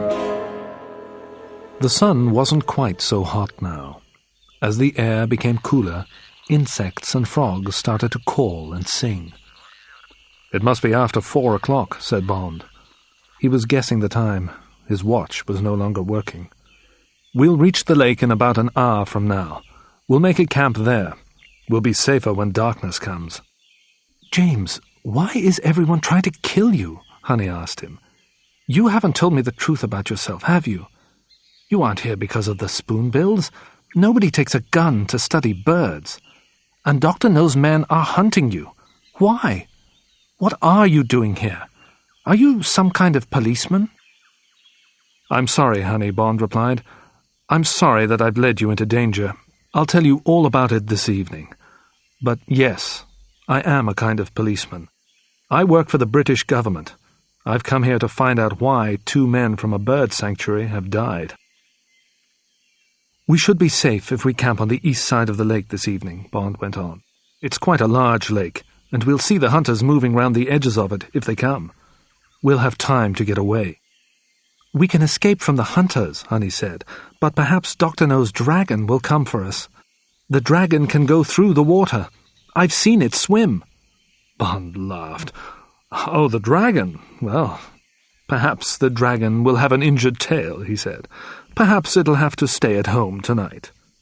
"You won't laugh when you see it, James," Honey said. A few hours later, Bond, Quarrel, and Honey made a camp amongst some trees near the lake. Bond cleaned and dried the Smith & Wesson with his shirt. Quarrel dried the rifle. The girl tried to dry the food which had been in the men's backpacks. The food had got very wet when the fugitives were hiding in the river, but they couldn't make a fire because it would be seen by Dr. No's hunters. While the food was drying, Bond explored the edge of the lake near the camp. He saw some tracks in the mud which surprised him. They looked like the marks made by very large wheels. But Bond didn't understand what could have made the tracks. They were bigger than any wheel tracks he'd ever seen. After he'd returned to the camp, Bond, Quarrel, and Honey ate the cold food. Then Bond and the girl got ready to sleep. Quarrel was going to watch the lake. Bond and Honey sat together in the dark. Bond could feel the warmth of the girl's beautiful body beside him. "Tell me about your family, Honey," Bond said. "My family was poor," the girl replied. "We didn't have much money. My mother and father worked for a British man. He wasn't a kind man. Both my parents died when I was 5 years old. Then an old Jamaican woman looked after me." For a moment, the girl's voice became angry. "When I was 15, the British man wanted me to be his girlfriend. I didn't want that, but he wouldn't listen to me. He attacked me one night and he hurt me." Then suddenly her voice became quieter and softer. "That man is dead now," she said to Bond. "He can't hurt me again." "He's dead," Bond replied. "How did that happen?" "I killed him," the girl said. "I know all about the animals that live in these islands. I know where they hide and what they can do. One hot evening, I caught a spider. A black widow. It's a very poisonous kind of spider. The man always slept with his window open when it was warm. So that night, I went to his house. I dropped the spider through the window into his bedroom. In the morning, the man was very ill," the girl went on. "He must have been bitten by the spider. A week later, he was dead." Before he fell asleep, Bond thought about the centipede that someone had put into his hotel room. It was good to know about poisonous creatures if you wanted to kill someone in this part of the world. It was about midnight when the dragon came. Quarrel heard it first.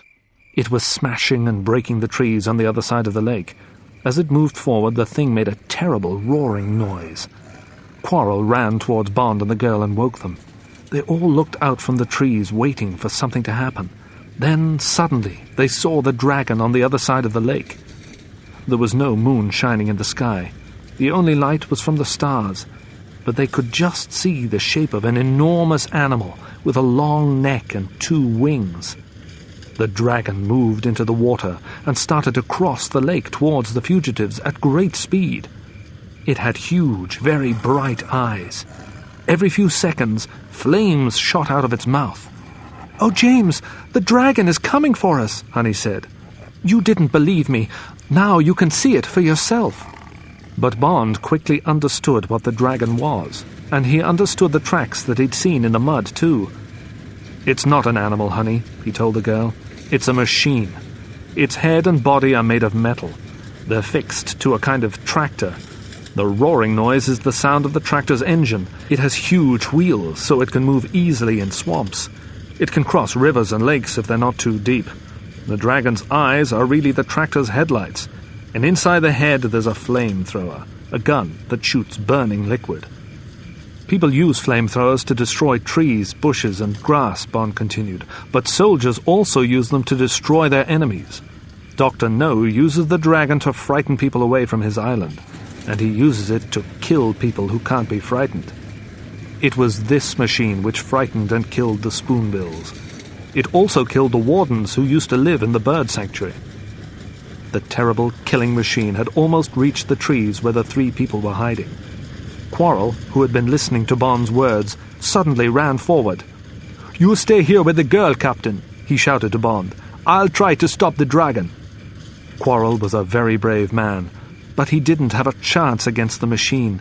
He fired the rifle at the dragon as he got close to it, and one of its eyes disappeared. But then a huge flame shot out of its mouth.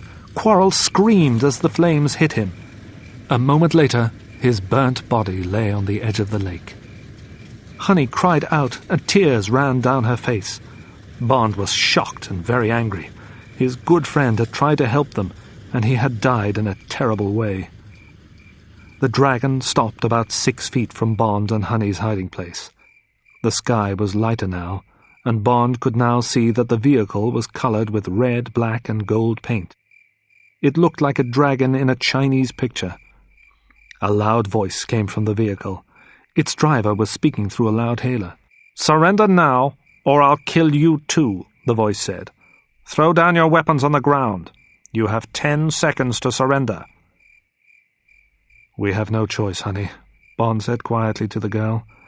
"We have to surrender. Come on."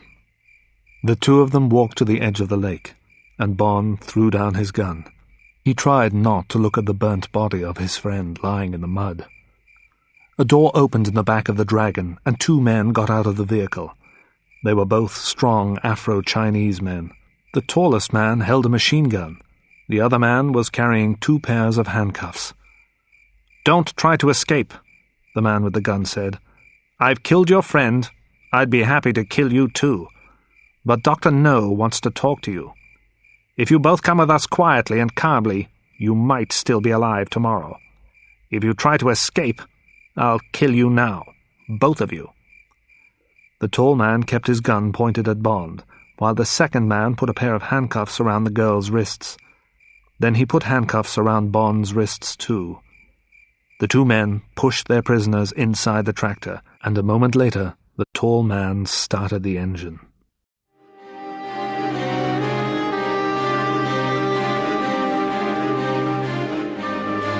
Chapter 12. Dr. No. Bond and the girl were sitting in a large, pleasant bedroom in Dr. No's headquarters. The building was deep inside the mountain at the west end of the island. Bond and Honey were prisoners. The bedroom had no windows, and there were no handles on the doors, but Bond and Honey had been treated well. They hadn't met the mysterious Dr. No yet. When they'd first arrived, early in the morning, a Chinese woman had looked after Honey and Bond. She'd given them clean kimonos, long, loose Japanese robes. She'd spoken to them kindly. She told Bond and Honey to give her their wet, dirty clothes so that they could be washed. Then Bond and the girl had been locked in the bedroom and left alone to sleep. The prisoners found a delicious breakfast waiting for them when they woke. After they had eaten the meal, the kind woman had come to the room. She had told them that they would meet Dr. No that evening, and that they'd have dinner with him. She asked what kind of food they preferred. When she'd left them alone again, Bond started to think carefully. He'd soon decided that Dr. No must be doing something more important on Crab Key than collecting guano. The inside of the headquarters was cool and pleasant. The furniture was comfortable and expensive, but the building was as strong as a prison. Perhaps I'll find out this evening what the doctor's real business is, Bond thought. He looked at the girl. He felt angry with himself. They were in danger, and he'd led her here. "Honey," Bond said to the girl, "please don't say much when we meet Dr. No. If he asks questions, let me answer them. Then agree with anything that I say. I'll tell him that we're only interested in birds and seashells. I want him to believe that. If he believes that story, perhaps we'll be able to leave this island alive." At 9 o'clock in the evening, the Chinese woman took Bond and Honey to a large room which was further down inside the mountain. At the end of the room, there was a huge window that went from the floor to the ceiling. It was the only window in the room, and it was made of thick, strong glass. But Bond and Honey couldn't see the land and sky through the glass. They could see rocks and hundreds of fish. Large sharks and barracudas swam slowly past the window. An octopus was stuck to the glass. Dr. No's headquarters were built below the surface of the sea. In the center of the room there was a large table. It was prepared for a fine meal, with plates, knives, forks, spoons, and sparkling wine glasses on it. "Dr. No will join you very soon," the woman told them. Then she left the room, locking the door behind her. A moment later, another door opened, and a very strange man walked slowly into the room. The man was very tall, at least 6 inches taller than Bond, and he was very thin. But he was also completely bald. There was no hair at all on his round head. The skin of his face was smooth, and his lips were thin and pressed together in a cruel smile. The man was wearing a long silver-grey kimono which reached to the ground. But 2 things about the man especially shocked and surprised Bond. The first thing was that the man had no hands. Instead of hands, he had large metal claws at the ends of his arms. And the second thing was that he had strange black eyes. "I am Dr. Julius No," the man said. "I can't shake your hands. As you can see, I have no hands. But please, don't be frightened of the way I look. And please, don't think that I'm blind. These see everything." As he said the last words, he touched his eyes with his steel claws. Bond and Honey heard little tapping sounds. They were like the sounds of someone's fingernail tapping a wineglass. "We're not frightened, Dr. No," Bond said after a moment's silence. "Perhaps you're trying to frighten us. There are lots of men with steel hands. Some of them are brave men who were injured in the war. And many people don't wear spectacles. They wear contact lenses in their eyes instead of glasses. Your contact lenses are unusually dark, but they aren't frightening. I'm not frightened, because you're really just a man, like me." "Well, I'm not really like you, Mr. James Bond of the British Secret Intelligence Service," Dr. No answered. "I have great power, and at the moment, you have none. But I want to talk to you about other things now. We have many things to say to one another." "Any man who has a gun has power over a man without one," Bond said quietly. "But only countries and governments have real power. Dr. No, if you hurt or kill me, my country will make you pay for it." At that moment one of the doors opened, and 2 Chinese servants entered the room. The men carried plates of food and bottles of wine which they put on the table. One of the servants poured wine into the wineglasses by Bond and Honey's plates. After that, both men stood against the wall behind the prisoners' chairs.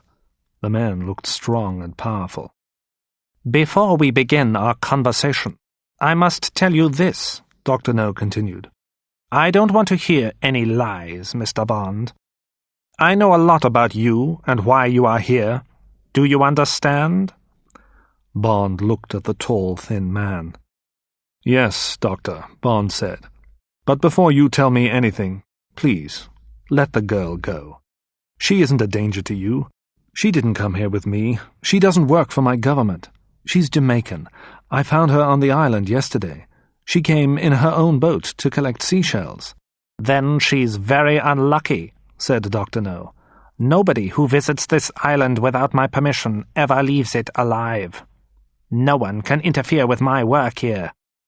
Strangways and his assistant tried to interfere, so I had them killed." "The girl will stay and listen to us talk, Mr. Bond," Dr. No said in a cold voice. "Then both of you will die. But first, please, eat your food. You'll both need to be strong for the ordeals that are waiting for you. And while we eat, I'll tell you my story." "Well, my dear, we have no choice," Bond said to Honey. "We must listen to this madman." "Perhaps you are right, Mr. Bond," Dr. No said. He spoke calmly and softly. "Perhaps I am mad. But all great men are mad, and I'm certainly a great man." So Bond and Honey tried to eat while Dr. No told them about his life. "My father was a German man who lived in China, and my mother was a Chinese woman from a good family," he began. "But my mother and father were not married. After I was born, I lived with my aunt, but she didn't love me. I left her house as soon as I could, and I went to work in the city of Shanghai. I worked for gangs of criminals, Tongs. I enjoyed the work. I enjoyed hurting people and killing people. After a few years, I went to live in America, in New York, Dr. No went on. I worked for the Chinese gangs there. One day, I stole some money from the Hip Sing gang. I stole $1 million. I should have left America then, but I didn't. For the only time in my life I was stupid. I tried to hide from the Hip Sing gang, but they found me and tortured me. They hurt me very much. They tried to make me tell them where the money was. My ordeal was terrible. But I didn't tell them what they wanted to know. So they cut off my hands and let me go. While Dr. No was speaking, Bond was thinking carefully. How could he escape? And where could he get a weapon? The knife that he'd been given to eat his meat with was very sharp. It would be a useful weapon if he could hide it. He had an idea. He moved his arm suddenly and knocked over his wineglass. Then, while he was cleaning up the liquid, he carefully pushed the sharp knife into the sleeve of his kimono. Dr. No didn't see what Bond was doing. He was only interested in telling his own story, and the servant who took away Bond's plate and brought him a dish of fruit didn't see that a knife was missing. I moved to the west coast of the United States, Dr. No was saying. I used the $1 million very well. I paid a doctor to change the shape of my face. I had these contact lenses made for my eyes. I had all my hair removed. I started to wear special shoes, which made me look much taller. I changed my name. Then I went to a college and studied medicine. I knew that I wouldn't be able to work as a doctor because doctors need real hands. But for many years I studied people's bodies and minds. Those subjects interest me the most. But of course, I had to earn some more money. When my medical studies were finished, I bought this island, the doctor said. I brought some workers here, and I started to collect and sell the guano. I've lived here for 14 years. I'm proud of what I have done, Mr. Bond. I was tortured by the Tongs, but I lived after that terrible ordeal. And now I'm a very rich and a very successful businessman.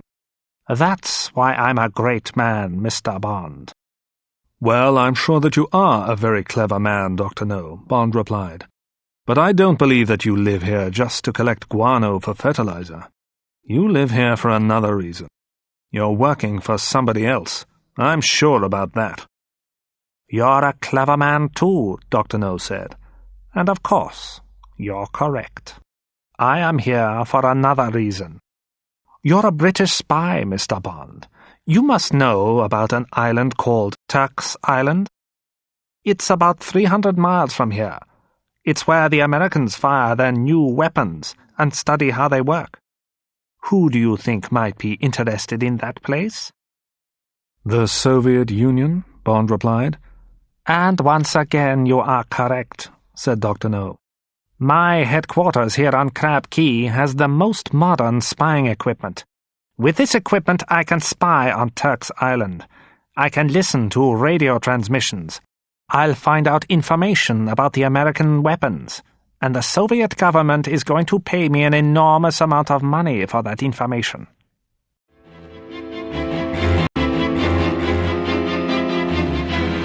Chapter 13.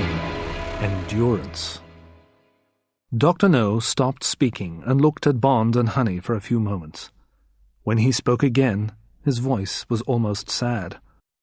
I can tell you everything tonight, because neither of you will be alive to tell anyone else about it tomorrow, he said. They'd finished eating their fruit now. One of Dr. No's servants took away the wine glasses and the empty plates. The other servant put a box of cigarettes and a gold cigarette lighter next to Bond. Please, smoke a cigarette if you want to, Mr. Bond, said Dr. No. You have a few more minutes to enjoy yourself. Bond lit a cigarette and waited until the Chinese servant was standing by the wall again. Then Bond carefully pushed the cigarette lighter into the sleeve of his kimono. He now had 2 weapons. "Well, I think that we've said all that there is to say," Dr. No said. "When you've finished your cigarette, Mr. Bond, your ordeal will begin. The girl's ordeal will be different from yours." Dr. No looked at Honey for a few minutes. Then he continued speaking. Now his voice was soft and cruel. "You will feel more pain than you've ever felt before," he said. "I'm interested in pain, and I'm interested in how men and women can endure pain."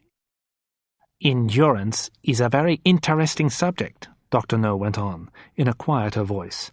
"Sometimes I make experiments on people like you two, people who come here without my permission. You two have made a lot of trouble for me, so I'll give you a lot of pain.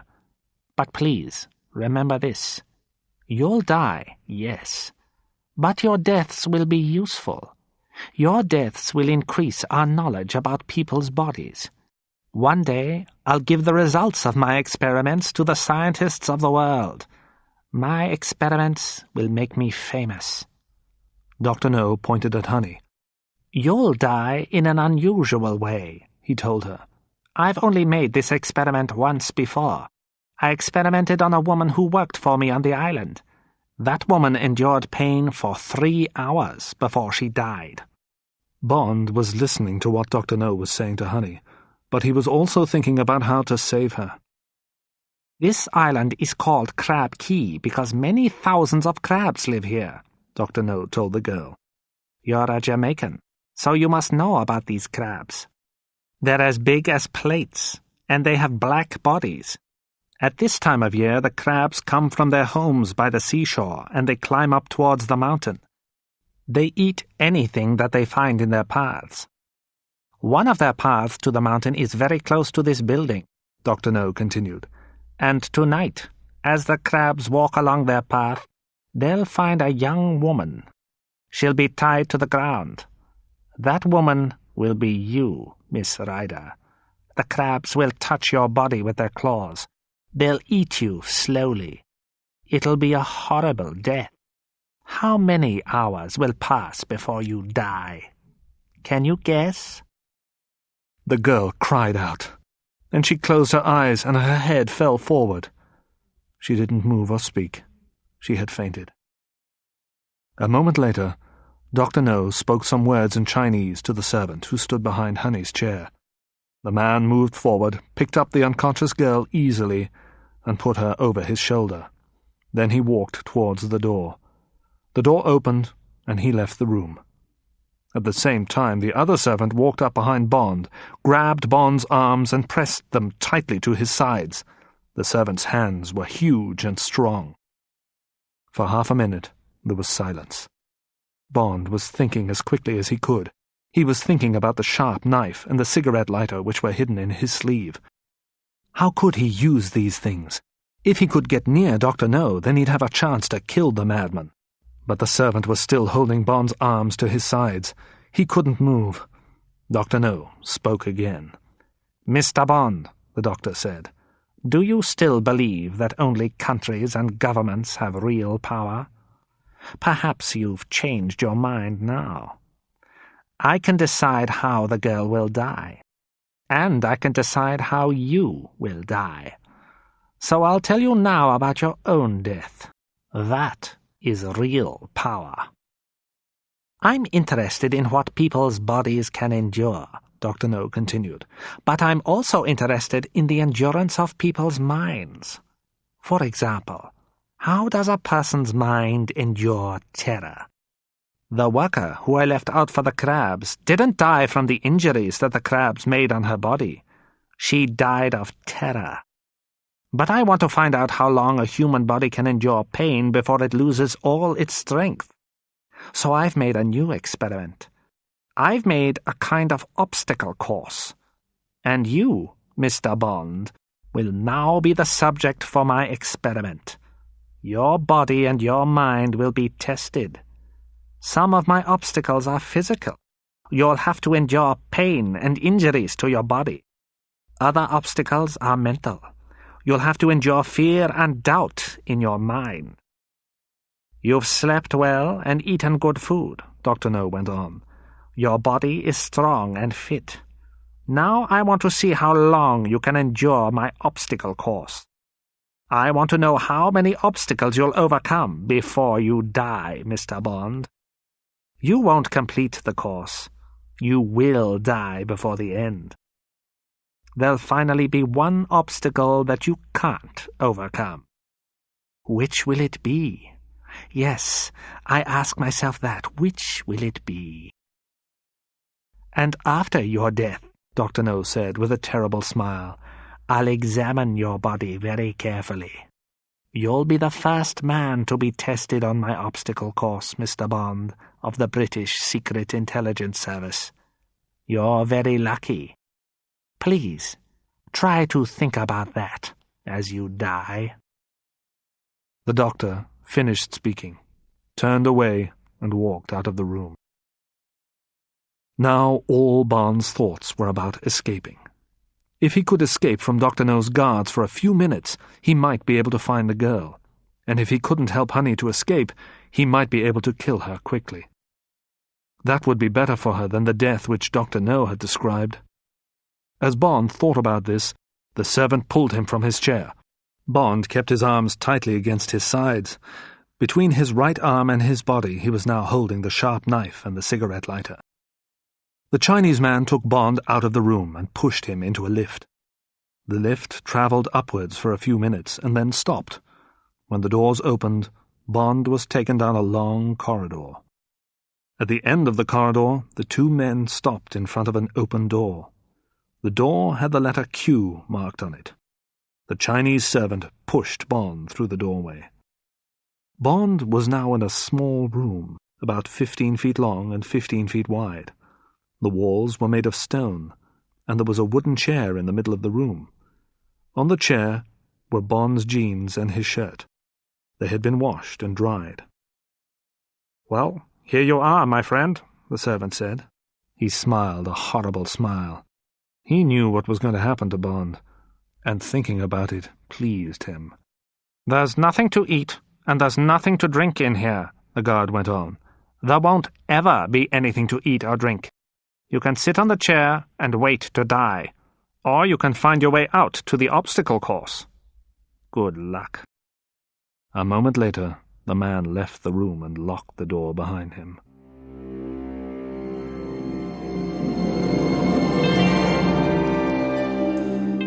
Chapter 14. The Obstacle Course. Bond looked more carefully around the little stone room. The door was made of strong metal, and there was no handle on it. Above the door there was a small window made of very thick glass. He wasn't going to escape that way.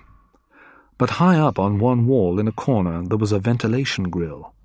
The grill was made of thick wire, and Bond could feel cool air coming through it. The grill covered a circular opening which was wider than Bond's shoulders. "Well, that grill covers a ventilation shaft," Bond said to himself. "I guess that the shaft leads onto the obstacle course. I must hurry. Dr. No's men must have taken Honey out onto the mountainside already." Bond took off the kimono and quickly put on his own clothes. He looked at the cigarette lighter and the knife. Perhaps he could use these two things as weapons. They might be useful during the ordeal that he was going to endure. But then he saw that the frame of the grill was made from one long piece of wire. If he could pull the grill away from the wall and straighten the wire frame, perhaps he could make a spear from it. Bond put the lighter in his pocket. Then, holding the knife in his teeth, he moved the chair. He put it against the wall just under the grill. He stood on the chair and grasped the metal grill with his right hand. There was a flash of blue light. Bond felt a terrible pain in his arm, and he was thrown backwards off the chair. His head hit the stone floor, and for a few moments he was unconscious. Bond woke up. There was a smell of burning skin in the air. Bond looked at his right hand. A red mark across his fingers showed where the grill had burned him. The grill had been electrified. And as he looked at the burn, he started to feel pain in his hand. Then he thought about Honey Rider. She was on the mountainside, waiting for the crabs to come. He had to get out of this room. "Dr. No doesn't want me to die here," Bond told himself. That was just the beginning of my ordeal. That was the first physical obstacle. Pain. Has the doctor turned off the electricity now? I think that he'll let me go on. He wants me to endure different kinds of pain. Now this is one of his mental obstacles. Will I be able to touch the grill again, or am I too frightened of the electricity? He wants to know if I've lost my nerve. Well, I haven't. Bond cut a piece of cloth from the kimono and wrapped it around his injured hand. Then he climbed onto the chair again, and he grasped the grill with his left hand. There was no flash this time. He pulled the grill with all his strength. After a moment, the whole frame came away from the wall. He grasped the electric cable which was attached to the frame, and he tore it away. Then he started to pull the wire frame off the grill. Soon Bond had pulled the wire frame straight. He had made it into a simple spear about 4 feet long. At one end there was a sharp point. Bond bent a few inches of the wire to make a hook at the other end. Then he bent the spear in half, and he pushed it down inside one leg of his jeans. Now the hook was on the outside, over his belt. Bond put the knife between his teeth again. Then he jumped up onto the chair and pulled himself up through the circular opening in the wall. A moment later, Bond was inside the horizontal ventilation shaft. The shaft was about 4 inches wider than Bond's shoulders, and it was made of shiny, slippery metal.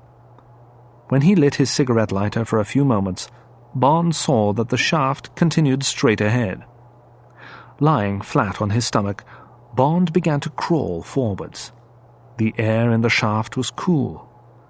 Soon, Bond knew, something else would happen to him. He would reach another obstacle. But his enemy didn't want him to die yet. Dr. No wanted to know how much pain Bond could endure.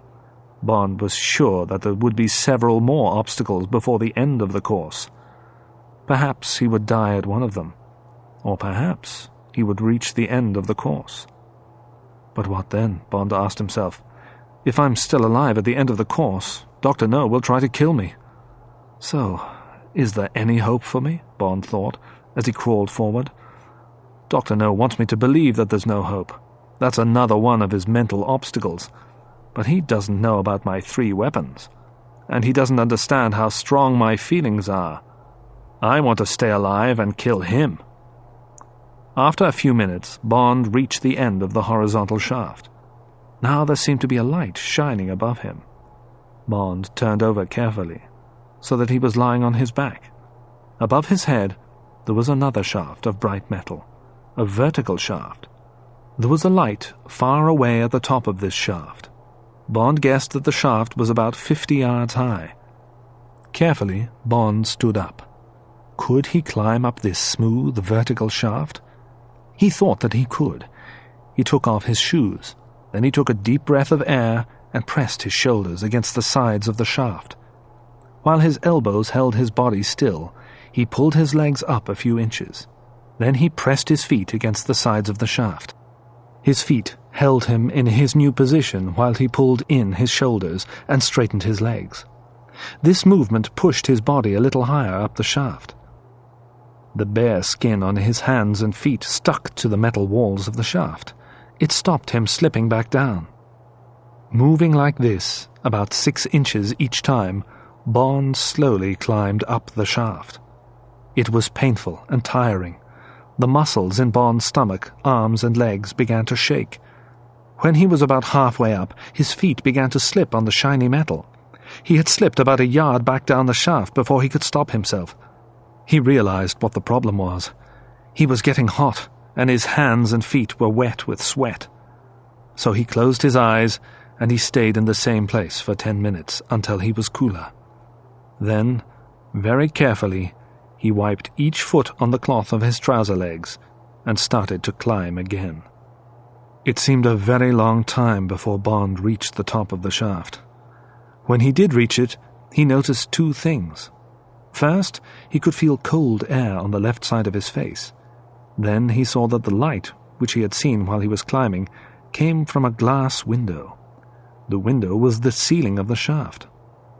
After a few moments, Bond realized that the cold air came from another horizontal shaft which joined the vertical one here.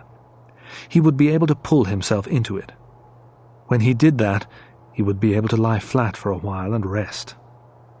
His feet and arms and shoulders were terribly painful, but after a rest, he could continue on the obstacle course.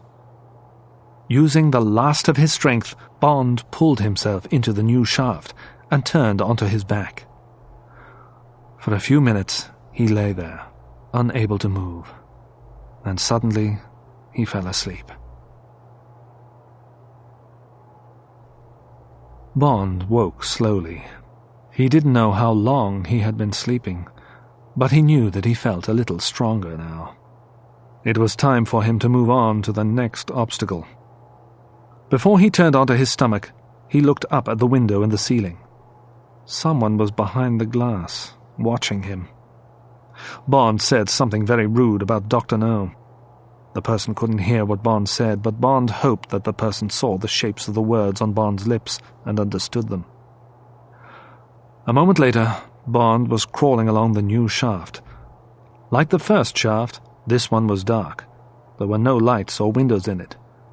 After a few minutes, Bond realized that the metal walls of the shaft were getting hot. The further he went on, the hotter the metal became, and the air was no longer cool. It was hot. Bond came to a place where the shaft went around a corner. He lit his cigarette lighter and slowly put his head round the corner. What he saw made him pull his head back. The metal walls of the shaft ahead of him weren't shiny. They were dull and red with heat. So heat was to be the next ordeal. How could he crawl along this hot metal? He would be terribly burned. What shall I do? He thought. I could go back. I could go back to the room with the chair. If I go back, I know that I'll die there. But if I go on, perhaps I'll escape.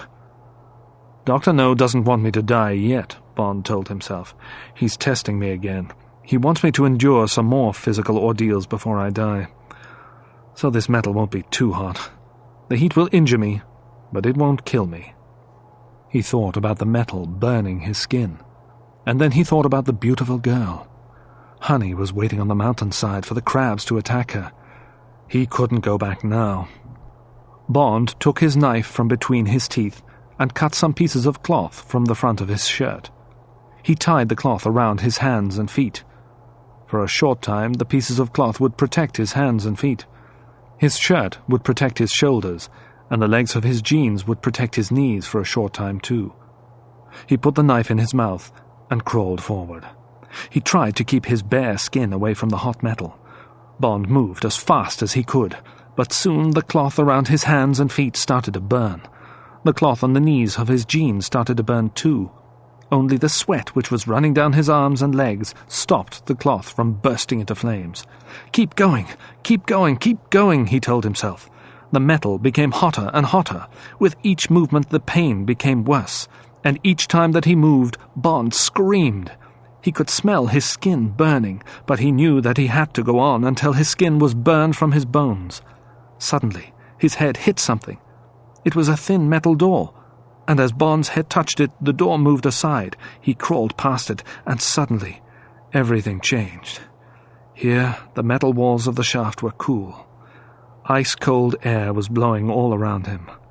Bond fell forward, his eyes closed. He couldn't see or hear anything. He was unconscious.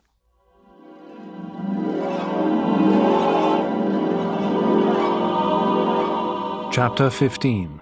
The Last Ordeals. When he woke again, Bond slowly turned over onto his back. He saw that there was another window in the ceiling of the shaft just above his head. He saw a face behind the glass. Another of Dr. No's men was studying him. The man wasn't interested in Bond's injuries. He was only interested in how much pain Bond could endure.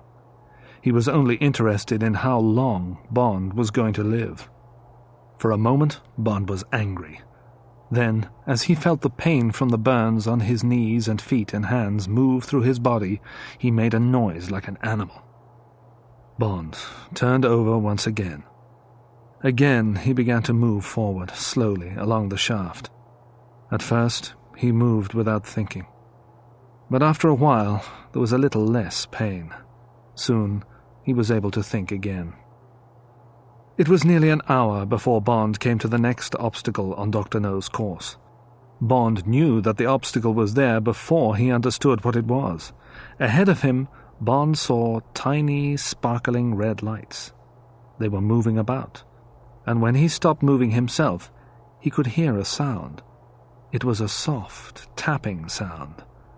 As he crawled forward again, the tiny red lights came closer, and the tapping sound grew louder. What was waiting for him now? Bond lit his cigarette lighter, held it up, and found the answer to his question. 3 feet in front of Bond there was a metal grill. The grill was like a curtain made from very thin metal wires. Behind the grill there were about 20 large, hairy spiders. This was a cage of giant tarantulas. The little red lights that Bond had seen in the dark were the spiders' eyes. The tapping sound was made by their soft, hairy feet on the metal wires of the cage. Bond tried to remember everything he knew about tarantulas. These poisonous spiders were the largest in the world. Their bodies were about 4 inches long, and their legs were 5 inches long. Their bodies and their legs were covered in long hairs. Their teeth were sharp and full of poison. If one spider bit a man, he would be ill, and in great pain for a while. He probably wouldn't die. But Bond had to crawl through this cage with 20 tarantulas in it. If more than one bit him, he probably would die. Bond looked at the spiders and remembered the centipede in his hotel room. Again he felt cold with fear and disgust. But that was what Dr. No wanted. Bond knew that. If I think about these spiders on my body and in my hair, I won't be able to go on, he said to himself. If I think about them biting me, I won't be able to go on, but I must go on. I'm going to rescue Honey. Perhaps Dr. No thinks that this is the ordeal that'll kill me, but he doesn't know about my 3 weapons. Bond carefully took the spear from inside his trouser leg. He unbent the wire and pulled the spear to its full length. Then he turned a little wheel on his cigarette lighter, which made the flame bigger. Finally, he cut a large hole in the grill with his knife and crawled into the cage. The spiders started to run towards him, but when they saw the flame from the lighter, they stopped. They were afraid of the fire. They didn't know what to do, and while the spiders were standing still, Bond began to stab his spear into their soft, hairy bodies. After he had killed several of them, the other spiders started to move forward again, but they wouldn't come near the flame from the lighter. They started to bite the dead and dying spiders that Bond had stabbed, and while they were doing this, Bond killed more of them. When at last all the spiders were dead, Bond pushed their bodies to one side of the cage. He quickly crawled towards the grill at the back of the cage, cut a hole in it with his knife, and climbed through. When Bond left the cage, he bent the spear in half again. Then he pushed it down inside one leg of his jeans. He put the lighter back in his pocket, and he put the knife between his teeth again. A light came on above his head. Bond looked up and saw what he expected to see. Another of Dr. No's watchers was looking at him. But this man moved his head slowly from side to side. Then he looked very, very sad. Finally, he held up his hand with the thumb pointing downwards. He's telling me that this is the end, Bond thought. He's saying, the next ordeal will kill you. There was nothing Bond could do. He had to move forward. Soon he realized that the shaft was sloping downwards, and he realized that the metal walls were more slippery than before. After a few minutes, the weight of his own body was moving him along. Bond didn't have to crawl anymore. He didn't have to move his arms and legs at all. For a while this felt pleasant. He was able to rest and move at the same time. But then the slope became steeper, and Bond realized that he was moving faster and faster. He pressed his hands and feet against the sides of the shaft, but the metal tore his skin. He couldn't stop now, even if he wanted to. And then suddenly he could see bright sunshine ahead of him. As he got closer to the sunlight, he could smell the sea. In a moment he came to the end of the shaft and fell out into the air beyond it. 100 feet below him, Bond saw the blue-grey water of the Caribbean Sea. He had just enough time to remove the knife from his mouth and stretch his arms out in front of him before he entered the water. As he hit the water, Bond fell unconscious for a few moments. But by the time that his body had come up to the surface of the water, he was conscious again. He started to swim, and as he swam, he looked around him. Bond was swimming in a small inlet that had the shape of a triangle. It had 3 sides. On 2 sides of the inlet, there were tall cliffs of rock. But the 3rd side of the inlet was a tall fence. The inlet was separated from the open sea by this fence, which was made of very thick, strong wire. The fence stood 10 feet above the surface of the water, and as he swam up to the fence, Bond could see that it went down many feet beneath the surface, too. On the 2 sides of the inlet, which were cliffs, the water was against the very steep walls of rock.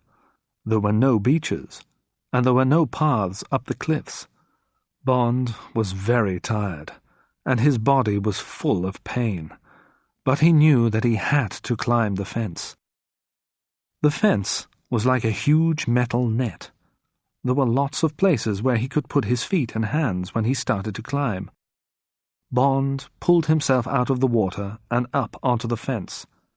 He stopped with his feet on a horizontal wire which was about 3 feet above the surface of the water. For a moment, he looked out to the sea through the holes in the fence. Then he turned round to look at the inlet behind him. He pushed his knife into the belt of his jeans. With both his hands, he grasped the vertical wires above his head. He looked down at the hundreds of small fish swimming in the water beneath him. "I'm safe here for a while," Bond thought. "I'll rest until I feel stronger." But then he asked himself these questions. Why is this inlet here? And why is this inlet separated from the open sea? Dr. No must have made this fence, but I don't believe that the last ordeal on this obstacle course is a wire fence. Climbing over it will be much too easy. Dr. No isn't interested in easy obstacles. Then Bond looked again at the inlet behind the fence. "Perhaps this is the place where Dr. No wants me to die," he told himself. "The inlet is like a big cage. Perhaps it is a cage. But what kind of animal does Dr. No keep in it?" He soon had an answer to his question. First, all the small fish disappeared. They swam quickly away from the fence. Then, a moment later, the shape of an enormous grey creature appeared in the water, just beneath the place where Bond was standing. It was a giant squid. At first, the creature had been deep down in the water, but now it was coming nearer and nearer to the surface. Bond just had time to remember Quarrel's story about the giant octopus which had attacked his friend Pussfella near Crab Key. As he remembered the story, a huge tentacle came up out of the water. The tentacle was as broad as the top part of Bond's arm. It touched the fence below Bond's feet. So this is my final ordeal, Bond thought. He tried to climb a little higher on the fence, but he was weak and in pain. He climbed very slowly. He looked down again, and he saw 2 eyes looking up through the water at him. The eyes were as large as footballs. They looked calm and almost friendly. For a moment Bond thought that the squid wasn't interested in him, but then it moved its tentacle and touched one of Bond's legs. The tentacle moved over Bond's leg, then grasped it, pressing it hard. "It's asking itself if I'm good to eat," Bond told himself. A moment later, the squid attacked. A second long tentacle came up out of the water and grabbed Bond's left arm. Bond pulled his knife from his jeans with his right hand. He stabbed and cut the tentacle with the knife. But now there were more tentacles moving up the wire fence. They held Bond's body, pulling him down towards the water, and they were terribly strong. Then the creature's enormous head appeared, and now Bond thought that its eyes looked angry. The squid's huge, sharp beak was opening and closing near Bond's feet. In a moment, the creature was going to start eating him. There was only one thing to do. Bond pulled the wire spear from his trouser leg and stabbed it deep into one of the terrible creature's eyes. He stabbed the eye again and again. The last time, he left the spear there. For a few seconds, the surface of the sea looked like water boiling in a cooking pan. Then, suddenly, the color of the water changed. The sea around Bond was no longer blue, it was black. When Bond had stabbed the squid, it had released ink from its body. Bond and the fence were covered in the stinking black liquid. Suddenly, Bond felt the squid's tentacles falling away from his body. In a moment, the creature had swum away, and the water became calm again. After the giant squid had gone, Bond rested on the fence for a while. Then he slowly climbed over the top of the fence and dropped down into the sea on the other side. He swam towards the shore of the rocky headland on the south side of the fence. Soon he could see a path in the rocks of the headland. He thought that the path must lead up to Dr. No's headquarters. All night there had been two thoughts in Bond's mind. He wanted to live long enough to kill Dr. No, and he wanted to save honey from the black crabs. But it was many hours now since Bond had started his ordeal. It had been late evening when Dr. No's servant had locked him in the stone room with the ventilation grill, and now it was morning. The girl must be dead. The only thing to do now was to find Dr. No. I still have the knife, Bond told himself. As Bond pulled himself out of the sea, he had a surprise. He heard a loud sound. It was the sound of a ship's siren. It was coming from somewhere close to where Bond was standing. The path in front of him led along the bottom of the cliff and went around the end of the headland. There must be a key on the other side of this headland, Bond thought. It must be the place where guano is loaded into the ships. As he walked towards the end of the headland, Bond heard another sound, but he couldn't guess what was making this noise. It sounded like lots of pieces of metal crashing together. At the end of the headland there was a large rock. Bond stopped behind it. He would have to look very carefully round this rock before he went any further. There might be guards with guns on the other side. Bond moved very slowly and looked carefully round the corner. For 10 seconds he looked at what was beyond it, then he moved back and hid behind the rock again.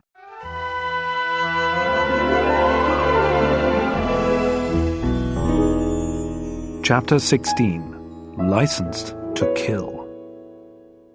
Bond hid behind the large rock. He thought about everything that he'd seen during those 10 seconds when he'd looked beyond the rock. He tried to make a picture in his mind. In front of him and below him, Bond had seen a quay which was built out into the sea. The quay was about 20 yards long and had the shape of a letter T. A large old ship was tied beside the T of the quay. Bond hadn't seen any men on the deck of the ship. He guessed that they were in the cabins below the deck. The ship was being loaded with guano by 2 machines, a long conveyor and a crane. It was these machines which were making the strange noise that Bond had heard. The conveyor stood on tall metal legs. It was built down the side of the mountain to the quay. Its belt was covered by a metal roof. Guano was carried from the mountain to the ship waiting at the quay along this belt. The end of the conveyor, which was nearest the quay, did not stand on metal legs. It moved from one side to another. It was like an arm. At the end of the conveyor's arm there was a huge sleeve of strong cloth. The crane stood on the quay beside the ship. The crane also had a long arm made of metal. As the guano traveled along the conveyor, the crane's arm moved the arm and sleeve of the conveyor. The crane moved the sleeve of the conveyor above some openings in the deck of the ship. The crane moved the sleeve to each of these openings until the ship was completely loaded with guano. The arm and sleeve of the conveyor was controlled by one man, the driver who sat in the control cabin of the crane. There was a steering wheel and levers and buttons in front of the driver. He turned the wheel and pulled and pressed the levers to control the long arm at the front of the crane. And the cabin of the crane was just on the other side of the big rock, only 10 yards from where Bond was standing now. Bond thought about all this. And he thought about 2 other things that he'd seen. The first thing was the position of the crane's arm. It was controlled by the steering wheel in the cabin. If this wheel was turned as far as possible to the right, the sleeve of the conveyor wouldn't be above the ship. It would be above the quay. The other thing was this. Standing on the quay, watching the loading of the guano, was a tall, thin man. Dr. Julius No. If someone turned the crane's steering wheel as far as possible to the right, the sleeve of the conveyor would stop above his head. Yes, I must do it, Bond told himself. But first, I'll have to get rid of the crane driver. Bond was Agent 007. He was licensed to kill. He knew that he had to kill Dr. No. The madman was dangerous and cruel. He enjoyed torturing people. Slowly and carefully, Bond looked around the rock again. As he did this, the crane driver turned his head. Bond recognized him immediately. It was the big man who had driven the dragon. It was the man who had killed Quarrel. Quarrel had died in a terrible way, so now Bond wanted to kill this man very much. Bond waited till the crane driver was looking at the ship again. Then he moved fast. He pulled his knife from his belt, ran to the crane's cabin, and pulled open the door. Before the tall Afro-Chinese man could turn around, Bond had grabbed his hair. Then Bond pulled back the man's head and stabbed the knife deep into his neck. As the driver fell dead onto the floor of the cabin, Bond grabbed the steering wheel. He turned it towards the right as fast as he could. The arm of the crane started to move the arm and sleeve of the conveyor away from the ship. Down on the quay, Dr. No didn't realize what was happening at first. He'd stopped looking at the guano falling from the sleeve and into the ship.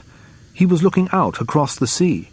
But when the guano started to fall on him, he looked up quickly and started to shout.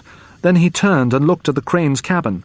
He saw Bond at the controls, and at that moment, Dr. No understood what was happening. He tried to scream, and he tried to run, but it was too late.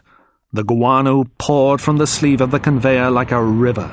The stinking dust fell into Dr. No's eyes and mouth. The river of guano knocked him to the ground and covered his head and body. In a few seconds, only his arms could be seen waving in the air. 2 minutes later, Dr. Julius No was under a pile of guano which was 20 feet high. He was dead, and Bond was happy about it. Dr. No would never torture another person, and the Russians wouldn't get their information about Turk's Island. Bond switched off the conveyor's engine. He took the gun from the dead man who was lying at his feet. It was a Smith & Wesson .38, a good gun. Then he ran from the quay. He had to find Honey. Bond climbed up the rocks and ran into a tunnel. As he ran, Bond heard the ship's siren. Somebody had realized what had happened at the quay. Somebody was warning Dr. No's men. Bond was tired. There was pain in every part of his body. His strength was nearly gone, but he kept running. The tunnel had only a few lights in the ceiling, and it smelled of guano. Bond couldn't see clearly, and he couldn't breathe easily. Suddenly, someone was on the path in front of him. The person started hitting him and biting him. Bond had just enough strength to lift his attacker off the ground. Then he saw that it was a girl, with long, pale, blonde hair. "Honey, stop! This is James," he said. There was silence for a few moments. Then the girl started to cry, and Bond held her tightly in his arms. "Oh, James, my darling," she cried. "I thought that you were dead. I thought that Dr. No had killed you. I love you, James. Please don't leave me again." "I thought that you were dead too," Bond replied. "I thought that the crabs had eaten you." "Oh, that stupid man doesn't know anything about the animals who live on these islands," Honey said. "I was never worried about the crabs. I know all about them. They eat plants, they don't eat meat, and they don't usually attack people. Perhaps if someone had an injury with lots of blood, the crabs might bite a person. Perhaps that happened to the other girl that Dr. No told us about. But I didn't have any injuries. The crabs just walked over me and went on up the mountain." "But you fainted when Dr. No told you about the crabs," Bond said. "When that happened, I believed what he'd said about them." "I was afraid for you, James," Honey replied. "That's why I fainted, my darling. I thought that he was going to torture you terribly. Was it terrible? Yes, it was terrible, Bond said. But it's all finished now. Dr. No is dead. Now we must escape from this island before his men kill us. We've got to get to the beach as fast as we can. We've got to find the canoe. After all their ordeals, Bond and Honey reached the beach easily. They stole the dragon. Dr. No's men had hunted Bond and Honey for a while. They had followed the fugitives out of the tunnel. They had brought dogs to follow the fugitives' tracks. But then Bond shot 5 of Dr. No's men, and the hunters let Bond and the girl escape. Bond and Honey found the dragon and drove it towards the lake, and after driving through the mangroves for an hour, they reached the beach and found the canoe. With the last of his strength, Bond pulled the little boat from its hiding place and pushed it into the water. Then he fell into the canoe and lay there, unable to move. It was Honey who sailed the canoe back to Morgan's Harbour. For most of the journey, Bond lay in the bottom of the little boat, resting and sleeping. But when they were near to the Jamaican coast, the girl woke him. Bond sat up slowly and looked at the sea. He was thinking about the future and about the past. When they landed, he would take the girl to Bow Desert. He would leave her there for a day or two. While she rested there, he would be in Kingston. He'd go to King's house, and he'd send a message to M in London. And then he'd tell the acting governor everything that he knew about Crab Key and about the work that Dr. Julius No had been doing for the Soviet Union.